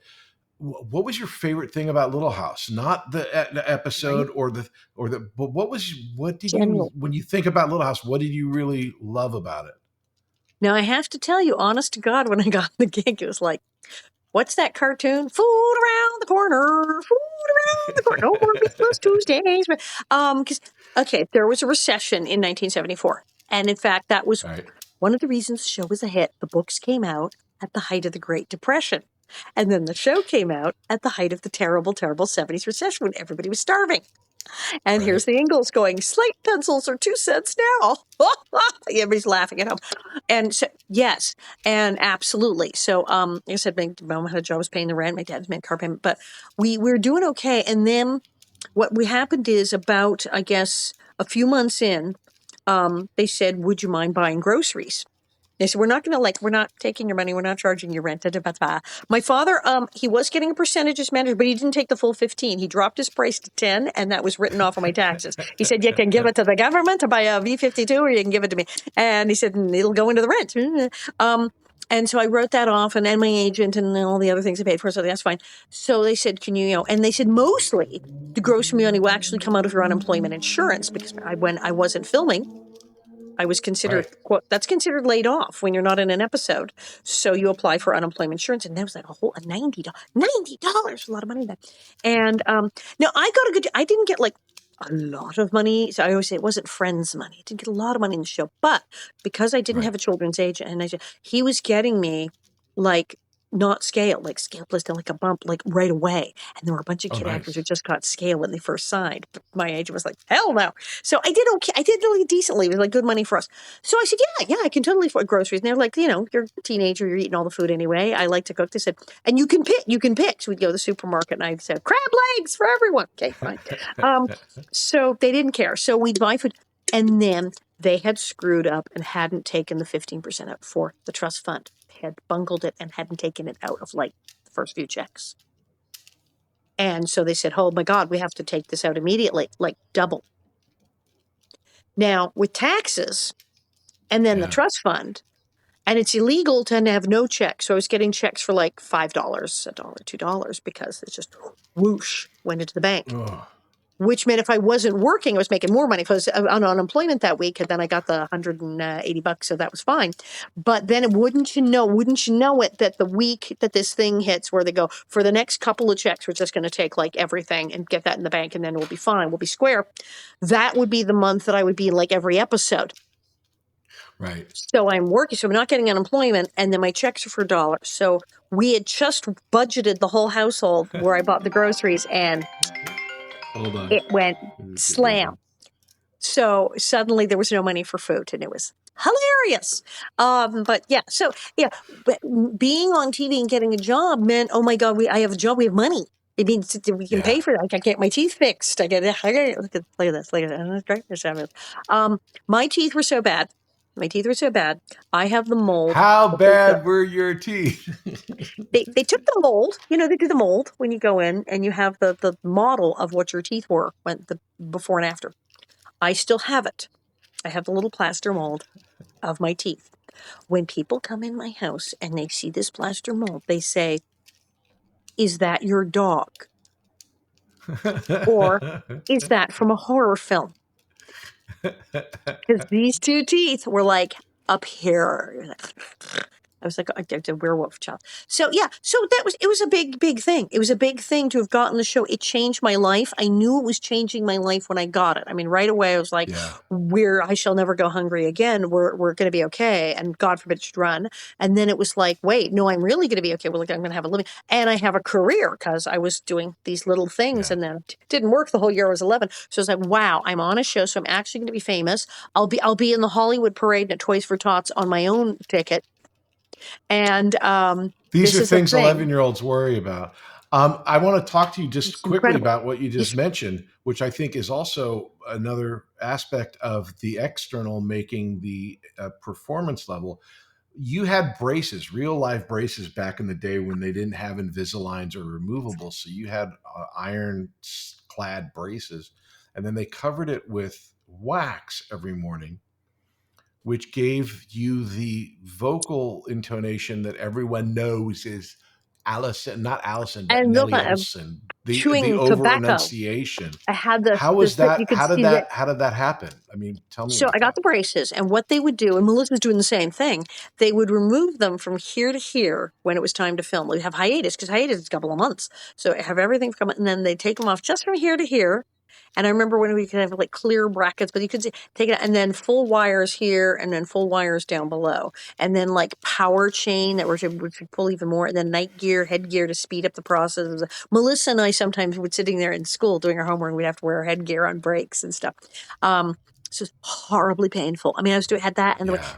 pain in this story. So, and then with orthodontist wax, and you'd wad up some and you'd put it on this bracket that was here and the first bracket here, and then a big wad of it down here to cut the shine, because it wasn't high def. So as long as you cut the shine and just covered them with something whitish, and I wasn't really good. I wasn't doing this as Nellie, so it was like, so my fault, and so it worked. Now people watch a show and it's high def and Blu-ray, etc., and you can totally see them. You can see her braces. You Yeah. can see my braces. Yeah. It's like you can see everything. It's terrible, but it worked. So you're playing Nellie Oleson in the 70s. By the way, if you're watching this and you're still watching this, then you gotta buy her book and read her book, because her book's amazing. But in the book, I remember you talking about how being Nellie Oleson saved you from all the mean Yeah. kids at Hollywood High. Read that story in the book, because it's a really good one. But what was Junior it high. like walking around the world as Nellie Oleson before Darth Vader? You were like literally the Right? evilest person God, character around. it's like I said, it's always been awesome. I mean, and it was more like the junior high was rough. Junior high was rough. That was the age when people who decided they were going to be criminals of some kind started their little careers. And people who were joining gangs had just joined their gangs, were trying to prove themselves. And it was like a nightmare. And then by the time I got to Hollywood High, all of those people had either dropped out of school, gone to jail, or gotten help. So they were just not there. So I was like, oh, Okay. God, I think I was going to survive another couple of years of that, because I thought I was going to die in junior high school. And that's why it worked, because these girls who generally beat a lot of people up, they were in a gang, and they came up to me and said, are you Alison Arngrim? I'm like, oh, someone's put a hit out on me. They were asking. I'm dead. Because they were very violent. They were very violent people. And I You're said, going to oh, get yeah. shanked in the yard. Gonna get shit. Yeah, it was like a prison movie. It was like, what have I got myself into? And they said, you're one of Little House on the Prairie? And I'm going, oh yeah. And I thought, there's nowhere to go. Fine. Yes, I am. You play Nellie Oleson. I went, yes, I do. They're, oh, you're bad.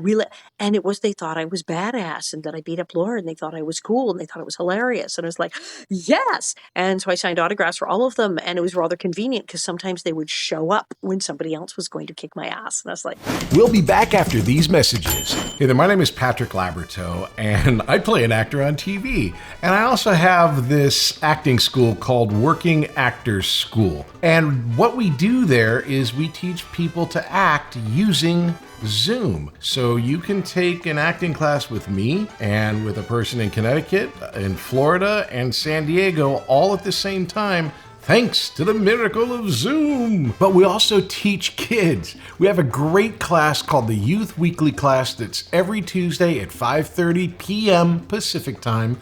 And it's for kids. It's for like 10 to 17. And we have a great group of kids right now, and it is ongoing. So if you know someone that wants to get into acting and has never done any acting but would love to try, why don't you have them try starting off with Youth Weekly? Just go to workingactorsschool.com and check us out. It's Youth Weekly every Tuesday at 5:30 p.m. Pacific time.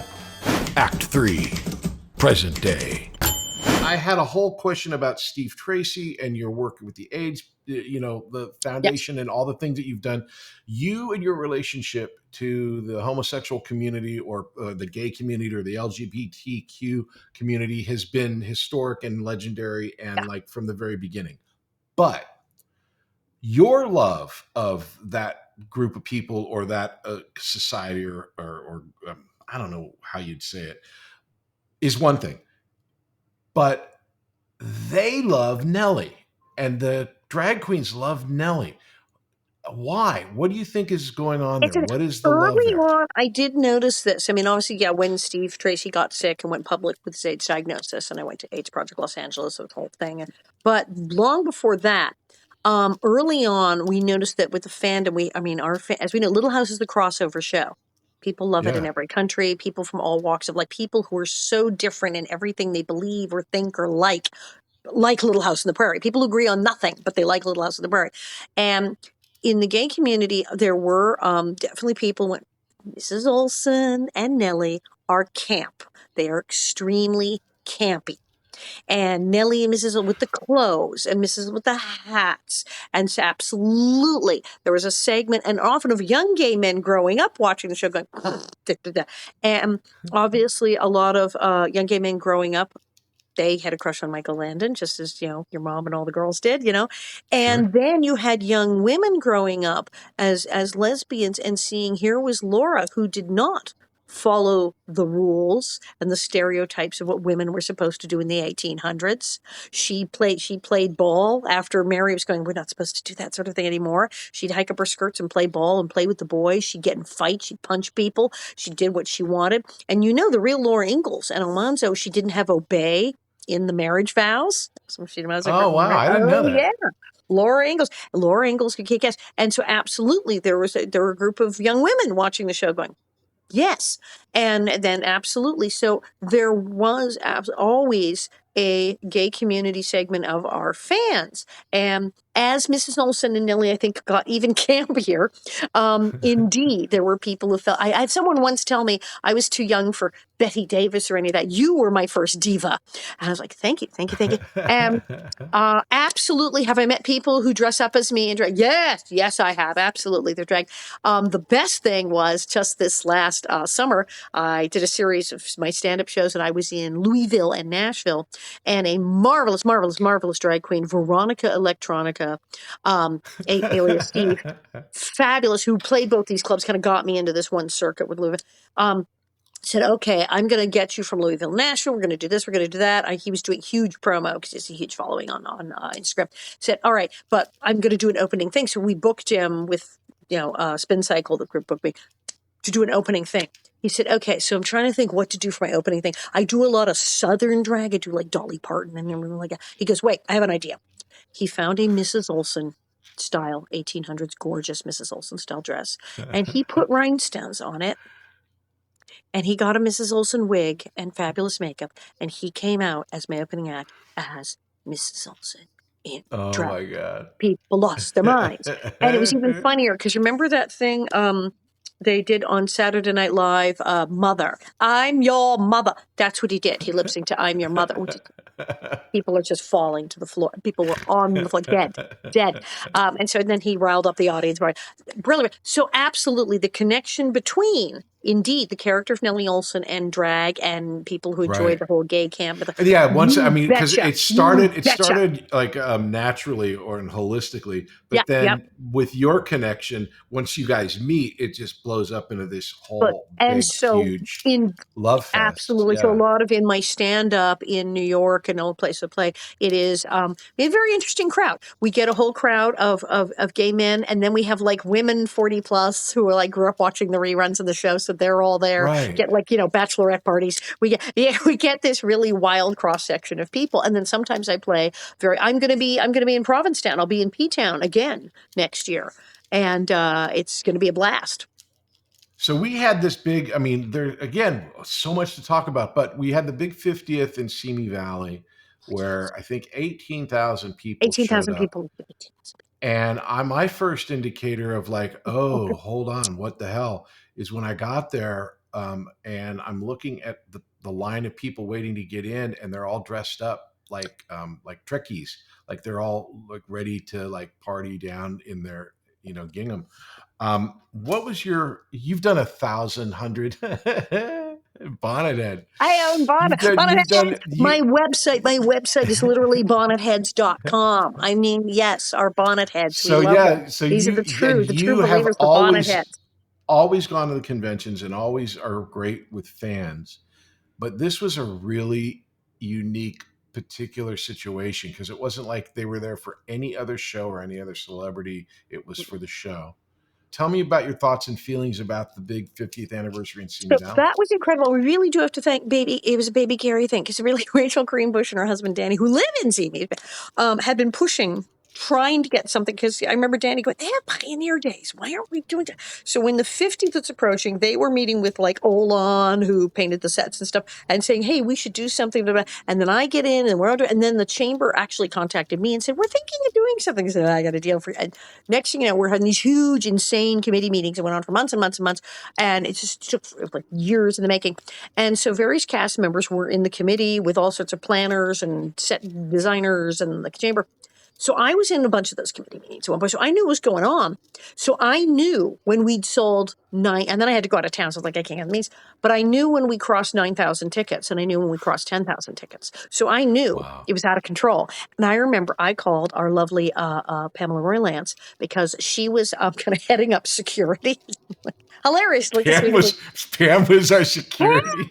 Was really the one writing herd on the people who were booking security to make sure there's enough security. Pam Just was like, so if you don't know Pam is like, if she's being mugged, she'd hold the guy's gun while he beat her up so that he had both hands available. Here, do you need more money? She's so sweet. I have more money in my other purse. I'll get you that. Yeah, she's the sweetest, gentlest person, but she was the one like, look, I know someone with a show. She was like the security. So I was Pam. I was like, Pam, I was panicked. I said, do we have enough security? She goes, yeah. I said, we're over. It's just going to turn to Woodstock. The fences are going to go. She goes, oh no, I already called. Yeah, we're like doubling, tripling everything. I'm like, okay. I was like, not now. Melissa did not know this. Melissa Gilbert did not know this. A bunch of people had like no clue this was all happening. A few of us knew this. We were like, and then, as I said, we're already up to 10,000 tickets. And me and Karen Grassley and Melissa Gilbert, Mala and Laura are all going on Good Morning America, which means all the people who don't know about it, who aren't on Facebook, who have no idea this is happening, are going to turn on TV and see us. And we're going to go, hey, we're at this address in 2 days. Come on over. They're just going to get in the car. They're not going to think. They're not going to go online, buy a ticket. They're going to just go, Martha, come. And they're just going to start driving. And we don't know how many people are going to. Yeah, it's going to be insane.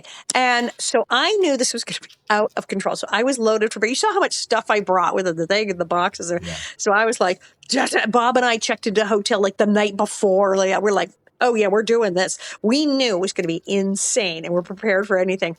So Melissa shows up, and she talked to her brother Jonathan, who never goes to anything. This is a magical moment, yeah.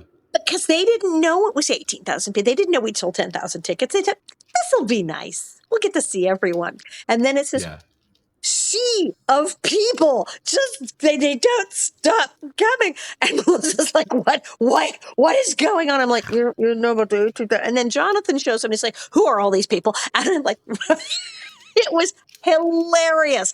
And yes, 18,000 people. And I knew they were coming. It was incredible. People coming up to my table. Hi, we're from Peru. I grew up watching the show in Peru, and I brought my whole family. They came from all over the world. You know, it's amazing. I watched, because we were all in the same room, but like you could see certain people. You were behind me. I couldn't see you, but I could see Melissa. And she and her husband were there, who's, like a huge, wonderful actor, director. And he's there and he's taking care of Melissa. You and Melissa at a convention, it's so weird. It's like people come up and they're laughing and smiling with you. And with Melissa, they're crying and hugging her because it's a religious experience for most people who meet Melissa. And I feel bad for Melissa, not because everyone loves her, but she's so empathetic that it's exhausting for her. It's exhausting, absolutely exhausting. She has to take breaks. She's like, the craziest was we did a couple of events, Fanboy, and I did Fanix with Melissa, but Karen and Melissa and I did Fanboy. So it's Fanboy's huge. So we did Orlando. It's a million freaking people in Knoxville. And we're up on those things. So you're up on a platform. You're like up in the air looking down, and they have to come up the steps to get you. So Karen there's their mom. So they come up. and it's Maud. They are losing. They are crying. And then I get a couple of cryers. I'm like, this is happening to me. And so we started keeping track, and we'd go crier on aisle 5. We had boxes of Kleenex, and we started keeping score of who made the most people cry. Who won? Karen, Ma, they would just melt down. And it's like, oh, it's so sweet. And we were very nice. We had Kleenex, and we'd say, yes, it's okay, and hug people, and yeah. So out of the 50th, I think, or at least in the planning of that, I remember being at a show with you and Dean, and we all and Jennifer, and we all ended up in this huge stretch limo, super feeling like a big Hollywood moment, but it was like 4 a.m. And people were talking about like, we need to do some sort of podcast or something. And I'm half out of my mind of tiredness. And I'm like going, Ike Eisenman has a podcast.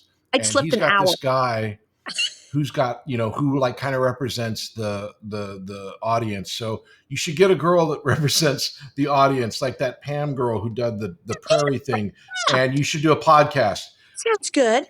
And like 6 months later, you did it. You made it, and you did everything. So Dean and I start talking to you. Do you want to do this? Do you want to go? Hell yes, I want to do it. I've been doing the Alison Arngrim show. I'm totally like into it. I know how to do this thing. And so then he's like, should we do this? Should we go with the Pamela? Okay, we should totally go with the Pamela thing. So we call Pamela Bob, and she's like, yes.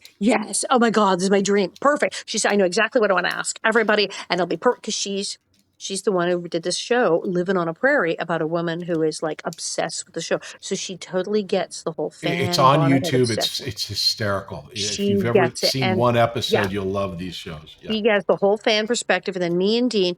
And so we started calling around, and it was actually fun because Dean called around. There's a bunch of people like, where we produce it, who's going to do it, we're going to do it. And he talked to someone, and he came back and went, I don't know, man, it's really expensive. And it was some insane amount of money. And I went, you want to go over to UB and go? My guy. And I call Tony. And so UB and Go, where Tony Sweet is, who does Alison Arngrim show. And I said, Dean, and he calls him, and he's like, we're talking a price difference. It's like ridiculous. And Tony's like, it doesn't cost that much to do a podcast, even if we do like all the bells and whistles. Like my deluxe package is like this. So we're like, what are we doing? And so off we went. And Dean was like, best referral ever. And we got, and it's so funny because Dean is always sort of like a little bit straight man, always like kind of proper. Yep. And you know what I'm like. But the two of us get going. And then Pamela's asking, and then we've had everyone on, and they start telling stories that they've never told anyone. It's a great podcast. You guys do a great job. Yeah. You really do. We have a plan. We have a plan. We have some questions we want to ask. We have a layout, and then we're going to do this. But sometimes someone just starts like spilling their guts, and we both kind of go, okay, yeah, never mind that. What? So what do you want? It's like, let's go with this. And it's been brilliant. We are hilarious, damn it, if I say so myself. Okay, so obviously I'm gonna just take my show that I did with you guys off this question because obviously it would be me. What's been your favorite episode of the podcast where you just enjoyed like the stories and everything? Not saying that any of the other ones aren't amazing, but like, what's your favorite one of these? Melissa Gilbert. We had Melissa Sue Anderson was kind of mind-blowing because she was like the last person we thought would do it, and she was absolutely delightful. And she opened up and talked about things she has absolutely never talked about ever in an interview. And we were actually kind of, well, the hell with the questions. We'll just roll with it. I mean, she was like amazing. And then Melissa Gilbert is always just like right there, just in your face. She was fucking hilarious. We just had on Victor French's kids, Tracy and Victor Jr. Oh, okay, great. You can imagine. Oh my God. And the stories they told about their dad, where we were just, we were enthralled. It's hard to say. I mean, each episode, I kind of go, is this my favorite episode? No, this one's my favorite episode because we don't know what's going to happen. We get in there, we try to be so careful. And Dean is very planned, and we have the thing, because we do. We go to break, and we plug Simi Valley, we plug this, and we're so like, yes, this is what we're going to do. And then things happen, and we're like, And it's just been so much fun. The first few episodes, I actually felt like I was in therapy. Because we were talking about the show, and we were talking about stuff we hadn't. I was even talking about things I hadn't talked about before. And Dean started going, I've never told anyone this, and things start just like coming out. And I would feel a little dizzy and unsettled after the podcast and have to like go lie down. And I went, this is like being in weird post-Prairie group therapy. It is the It strangest really is sensation. because the way my theory about it, and I thought about it strangely enough because I watch the podcast and I see you guys and I know you guys. But what happens when you're a child actor is these stories become, like burnished and polished because you've told them so many times to so many different people that the stories become kind of like a thing by themselves. So like a story And that I I've told about understand Michael that. Landon might be completely different Right. than, but when you're talking to the people that were there, like you guys do That's on the right. podcast or we're doing here, then we have a shared memory that I don't have to explain who Michael Landon is to you. We can explain stuff. And there's something that comes to life. And I think that's one of the great things about the podcast is that you get the abridged emotional, connection. Talking about polish, I mean, most of the stories I tell, I put in my book. So they were written and Right. edited and rewritten. And then they're in my stand-up act. So they're retooled and everything for Right. the timing. So yeah, they've been kind of processed and canned and redone. But then, yeah, when you're telling these stories and you're with someone who was there and everything, so you're going, oh yeah, but then there was the part of the story that I didn't even get into the button. You're like, and yeah, Well, it it's like becomes real. when during I think it was after the Hollywood show, we all went to the smokehouse, and it was one of the first times I'd hung out with you guys in a long time, like The dinner at the decades. smokehouse, I thought that was so awesome. And it was me and I mean 1,000 other people, but We're at all the table it was you and Melissa and myself and some other. And you and Penny Melissa Lester was started singing the Suyaki Fiku Want Some Seafood Mama. Fuliaki wants seafood, mama, shrimpers and rice, hold tight, because Gladys, the hairdresser used to sing that to me when she put the wig on. Exactly. So here's the thing. So I hear this and I started crying because it was something that I had heard as a kid, but I'd never heard anywhere else and I'd forgotten about it. And then when I heard you and Melissa sing it, I went, oh my God, that's where I know this from. It's from my childhood. And then, that weird kind of distance we have from being a child actor, which is like, it's a thing we talk about, to like a memory of like, oh, right, right, Allison and Melissa are my childhood friends. We had these, and that song brought it all back. And I was like, holy shit, these are the kids I grew up with. It's weird. I don't know Okay. if you've ever experienced that kind of like. So I'm at Melissa's dysmorphia. house. This is some years ago. This is when Mikey was still young. So I'm at Melissa's house, and she was getting a cold washcloth. Kid was feverish, whatever. And she went to get a cold washcloth. And we're standing in the kitchen. She's wetting down a cloth, and she said, "Yes, I'm going to make him a whoppie." Anyway, and I said, "Did you say a whoppie?" She said, "Yes." I said, "Oh, that's so funny. That's what I called a cold washcloth when I was a little girl." And she turns around and looks at me like I am the biggest idiot in the world and goes, "Yeah, I know. That's where I got it from. We grew up together, remember?" And I went, "Oh, right." Right. I mean, it's so weird because we have our memories. And then when you see an episode of Little House, I don't know about you, but when I watch an episode of Little House, I'll remember what we did that day. Right. I won't remember the episode. I'll like, oh, what happens next? With everything I'm on, I'll remember the shooting day. About what we ate for lunch. A drink. Yeah. I remember all this. Oh, man. Good times. We'll be back after these messages. Hey there, my name is Patrick Labyorteaux, and I play an actor on TV. And I also have this acting school called Working Actors School. And what we do there is we teach people to act using Zoom. So you can take an acting class with me and with a person in Connecticut, in Florida, and San Diego all at the same time, thanks to the miracle of Zoom. Now, besides classes, I also offer a one-on-one session. It's an hour just between you and me working on a particular piece of material, whether it's for an upcoming audition or maybe you're working on something and you need to have that breakthrough moment. These are really, really fun and they're really, really great because they're really personalized and intense in all the good ways that intense can be. So if you're working on something, if you want to break through, if you want to have a one-on-one session where you're not working with other people, this is the way to do it. All the information is in the classes page on workingactorsschool.com. Act 4, questions. We're going to end the show here with some questions. The questions are, the first one is called That's SheauxBiz. What's your most Hollywood moment that you've ever experienced in life?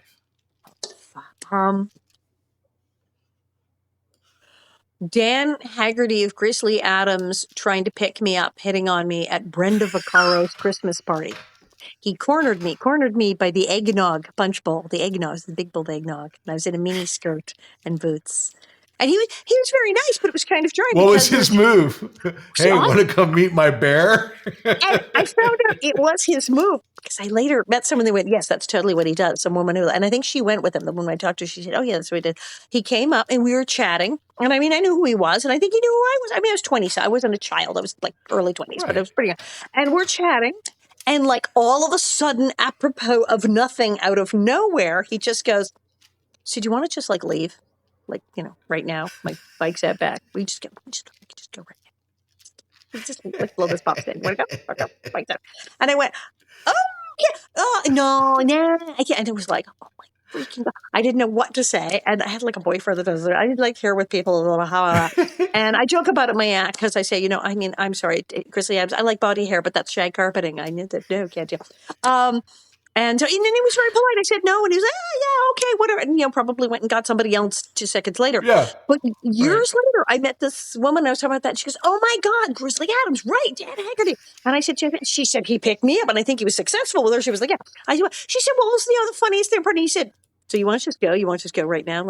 I went, so that's the move. Each having great. I mean, I got to appreciate the economy. I like the economy. It's and like big smile. You want to just go, and you got to know that many women went, "Yeah, sure, what the hell?" Right, and so there you go. But yes, and the combination of the Brenda Vaccaro touch is Christmas party and Dan Haggerty, Grizzly Adams trying to pick me up. I'm already picturing Bert Convy and a Dickie walking around with an eggnog. Okay, that's SheauxBiz Part 2. Yeah. The most embarrassing Hollywood moment. Oh my God, that is it was more. I'm still mortified. Our beautiful Linwood Boomer, our lovely Linwood Boomer, played by Adam. Went on, of course, to do many brilliant shows through Rock from the Sun and then created Malcolm in the Middle, which is based on his life, that he was the little genius child with the obnoxious brothers. That was his life. Incredible. So I'm at an award show, and the 3 darling boys from Malcolm in the Middle, all 3 of them are there and are presenting. And they were still pretty young then, very young. And I'm emceeing with someone, and the 3 darling kids, Malcolm in the Middle, are I'm like, oh. So I say hi, I'm being introduced to them, and we're chatting. And they are so well brought up. All 3 of them in their little suits are so well brought up and so polite. And they sort of know who I am, but they're really young. But they are polite to the end. Yes, And then I say, and as I say it, I know I'm an idiot. I know that this is a bad idea. I open my mouth and I say, I used to work with your boss, Linwood Boomer. Now, as it left my mouth, I immediately heard the voice of every little old lady who'd come up to me as a child and said, I went to school with your grandmother. I knew that is what I had basically just said. And I went, like, I am 100 years old. And then it was worse because they all looked at me and smiled and nodded and said, that's nice. Which is what I did when I was 10. And the woman said, I went to school with your grandmother. Just the old lady. Yeah. And I was just like, I'm going to kill Okay, here it is. Like next one. It's like, yeah. Next question. Show me the money. Your biggest missed financial opportunity. You don't have to get into details about the amounts, but like we're always presented with some weird options in this business. What was your biggest missed financial opportunity? Now, I did pretty good. I've always said, we Arngrams don't leave a nickel on the table anymore. Did pretty good. I'm trying to think weird gigs I've turned down. I remember trying to think a couple things I turned down, but they were terrible. So that didn't miss out. A couple things, parts I really wanted that were great that I didn't get because Jodie Foster was there. I don't know. Okay. This is a good one because it worked out. Because it's like, no, it would have been a lot of money and I didn't do it. And then I was like, good that I did not. I got a call because it's, I guess, early 90s. Stand up gig, but it was like a long, I have to do like many minutes. I mean, I later wound up doing 2 hours in New York. It's fine. But at this time, it's still, yes, you'd have to do an hour and a half. I'm like, an hour and a half. And it's on a cruise ship. I'm like, oh, okay, God. But it's a cruise ship in Bahrain. Bahrain. It's a cruise ship in Bahrain. That's like my Bible, and it's very, very wealthy people in Bahrain.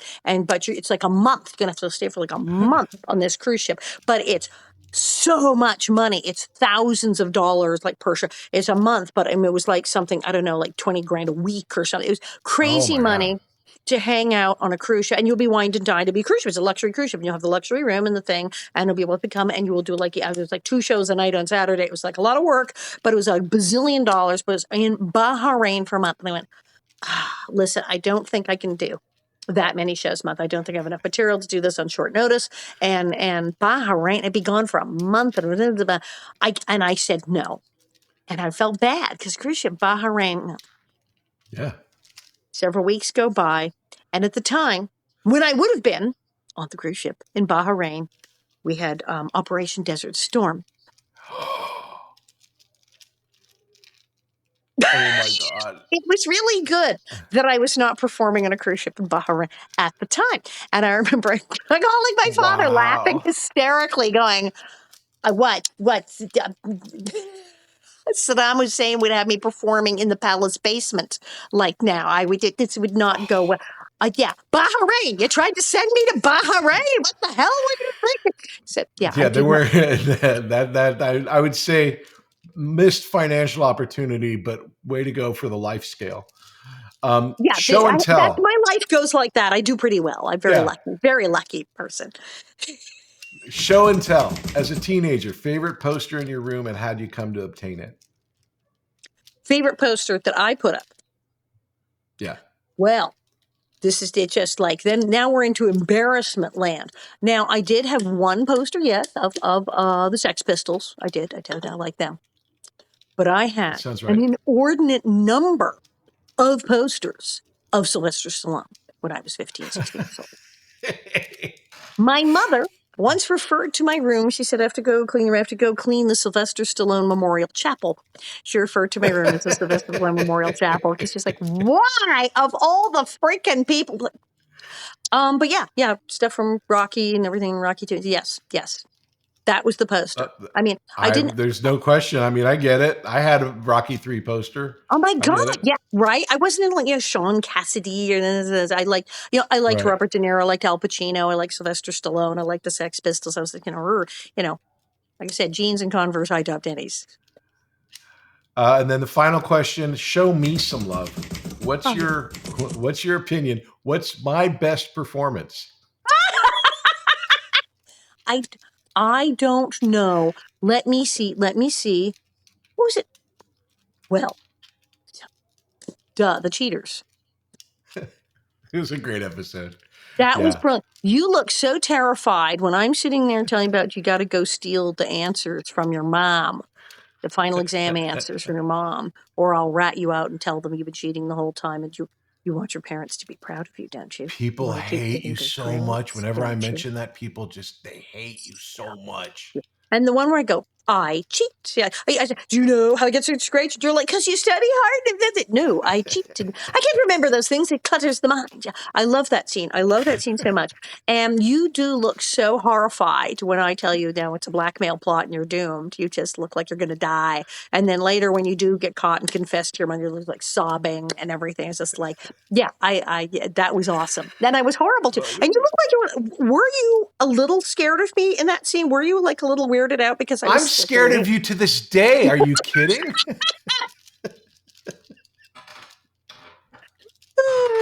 No, you've always been, like I said from the beginning, you've always been my favorite. But yeah, you don't mess with Allison. Which this is not a scheduled question, but the final one I want to ask about in Once Upon a Time in Hollywood, they had this character Love that played the movie so little much. girl who is in Bounty Law, or not Bounty Law, but like one of the shows that Yes. he was doing.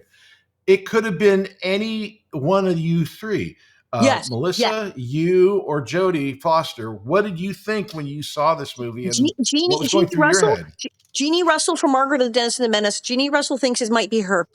We've all every child. Jeannie Russell was the one who said, "Go see Once Upon a Time in Hollywood." I said, "I did no. Go see Once Upon a Time in Hollywood." And it's like, "What's the Manson?" No. It has absolutely nothing to do with the Mansons. That's like a minor subplot. Go see this movie. Yeah. We're all in it. I'm like, what? She goes, yeah, it's the 70s. It's show business. If you were a child actor and you were a child actor in the 60s, go see this freaking movie. You will flip the hell out. And so when we got to that scene, and there's this little girl who is so super precocious, smart, and reading her script and just giving the poor guy a hard time and just like, oh yeah, I really understand character. And she's just this little like Hollywoodian child. As it went on, I slowly turned to Bob in the theater and said, "I'm sorry, I didn't realize I was in this film." And it was so, but I was cracking up because I mean, one of the things you watch Hullabaloo, when he does Hullabaloo, it's a ripoff of Michael's Hullabaloo. Yeah. Go on YouTube and pull up Michael Landon Hullabaloo and watch the video and pull up Hullabaloo scene from Once Upon a Time in Hollywood. Well, I know Quentin has to have watched Little House. I know he's a Michael fan only because in Django Unchained, Jamie Foxx is wearing the little Joe jacket. He's a big old TV buff. That's his thing. So, yeah. It's all in there. Did you ever talk to Melissa about it? And who do you guys think? It's probably, to be honest, it's probably an amalgam of all you guys. It is. But but it is a very small group of girls who were. But Jeannie said, she goes, I know all the characters were mixed with somebody. Well, like the stuntmen. I mean, everyone's in there, and I think even Michael's stuntman Hal Burton is sort of in there. Like they're all in there. Michael is one of the people that has been pulled into this character. He's one of the people that character is. For sure. Yeah. And Jeannie Russell said, I was about that age and I did do a Western. And she says, just saying. And, so, yes, that child actor is a blend of multiple child actors, but we're pretty sure one of them is Jeannie Russell. Well, I mean, it's like she did one Western. The character looked like you, sounded like Jodie Foster, and had the career of Melissa. So it was sort of like. It was totally us. It was totally us. And just like when he's supposed to be Michael Landon part of the thing. Yeah, it's completely, Epilogue. Okay, now we're into the epilogue here, which is the area where you're going to plug stuff. Now, I know people in this business. I'm a professional actor. I don't know anyone as busy as you are. So this is going to be our Christmas special. Or New Year's special. What do you want to plug? You're doing so much stuff. What's coming up for you? So much. We're just getting 2025 booked. We're just getting 2025 sorted out. It won't be as brutal as 2024 because 2024 50th, I was working round the clock. It was like every weekend. I was gone for like months. Well, not only just stuff in the States, but like you were transcontinental to Paris and France and all over the place. Because I had my friend's show and then I was doing my stand-up show. So same on that. March, from the last weekend of February through almost last weekend of March, I will be in France. I have nine shows lined up, including one in Belgium we just added. So if you're in there, I will be. Which again, I could do a different podcast on every one of your interesting things. You're like a huge star in France. I mean, Little House is big, but like you specifically in your show, it's like a phenomenon. David Hasselhoff in Germany. I am the Hoff of France. And I have 9 shows there, and it's Nellie Oleson enflamme les années 80. Nellie Oleson sets fire to the 80s. It's insane. And so we're doing that, and then I'm going to come back, and there's some Prairie event we're trying to get going. There's more Prairie events we're trying to make happen here. Then in May, I will be doing my stand-up show. It looks like Laurie Beachman in New York, and if it's not the Beachman, somewhere else. Then in May, also, Dean and I got invited to this thing, CountryCon in Tulsa, Oklahoma. And we're going to be at that. Nice. That's in May.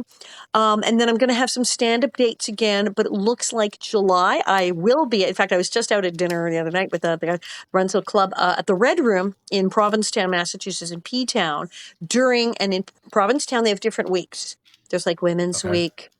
There's various different weeks, the Men's Week, this week, that week, Lesbian Week. I will be there for Bear Week. I was there for Bear Week last year, and I will be there because I know who my fans are. Yes. Yeah. I did the Bear Cruise last year. Bears take the Prairie. Just saying. I'm very close to the bear community because my paw was Your like the ultimate bear. Yeah. Marilyn Olson, Mr. Garvey, is a huge favorite among the bear population of Little House fans. Mr. Garvey. How could he not? Yeah. How could he not? Just very gentle, sweet. It's a thing. It's a thing. So I'm going to Bear Week in Provincetown. So I know I'm doing that. And then we have plans because, I was just in Ireland. I spoke at a conference there and then found my ancestors and then met my cousin who I didn't know I had. And that was, there's video on YouTube. It's like, hi, this is your cousin. He said, I don't know. They called me at 10 o'clock in the morning. Said I had to come to the pub because I'm related to Nellie Oleson. And it... bonkers.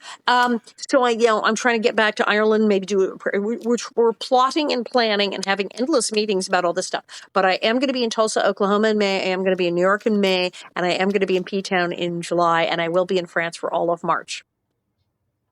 Amazing. And plus the weekly podcast it was for the 50th, but it seems like it's grown over. It's never stopping. It was the 50th Little House in the Prairie 50th anniversary podcast with Dean Butler, Alison Arngrim, and Pamela Bob of New York. And it's never ending. We're not stopping. We're just going to keep doing it because it's way too much fun. And people are tuning in droves. It's like totally off the charts. It's great.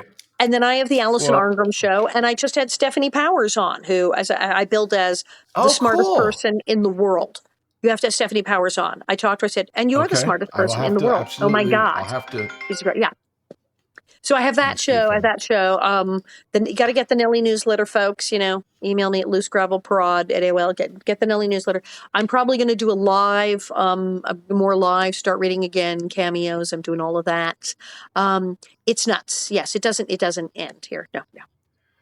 Well, in our continuing conversation, which will go on until we're dead, I love hanging out with you. It's always fun. Thank you for doing the show. This was really, really special. I may have to have you back on the Alison Arngrim Show because now that you've got the acting school up and running, you've got the podcast up and running. You were just starting some of this stuff, I think, when I had you on last. Yep. So now you know what's next. It's time for the book.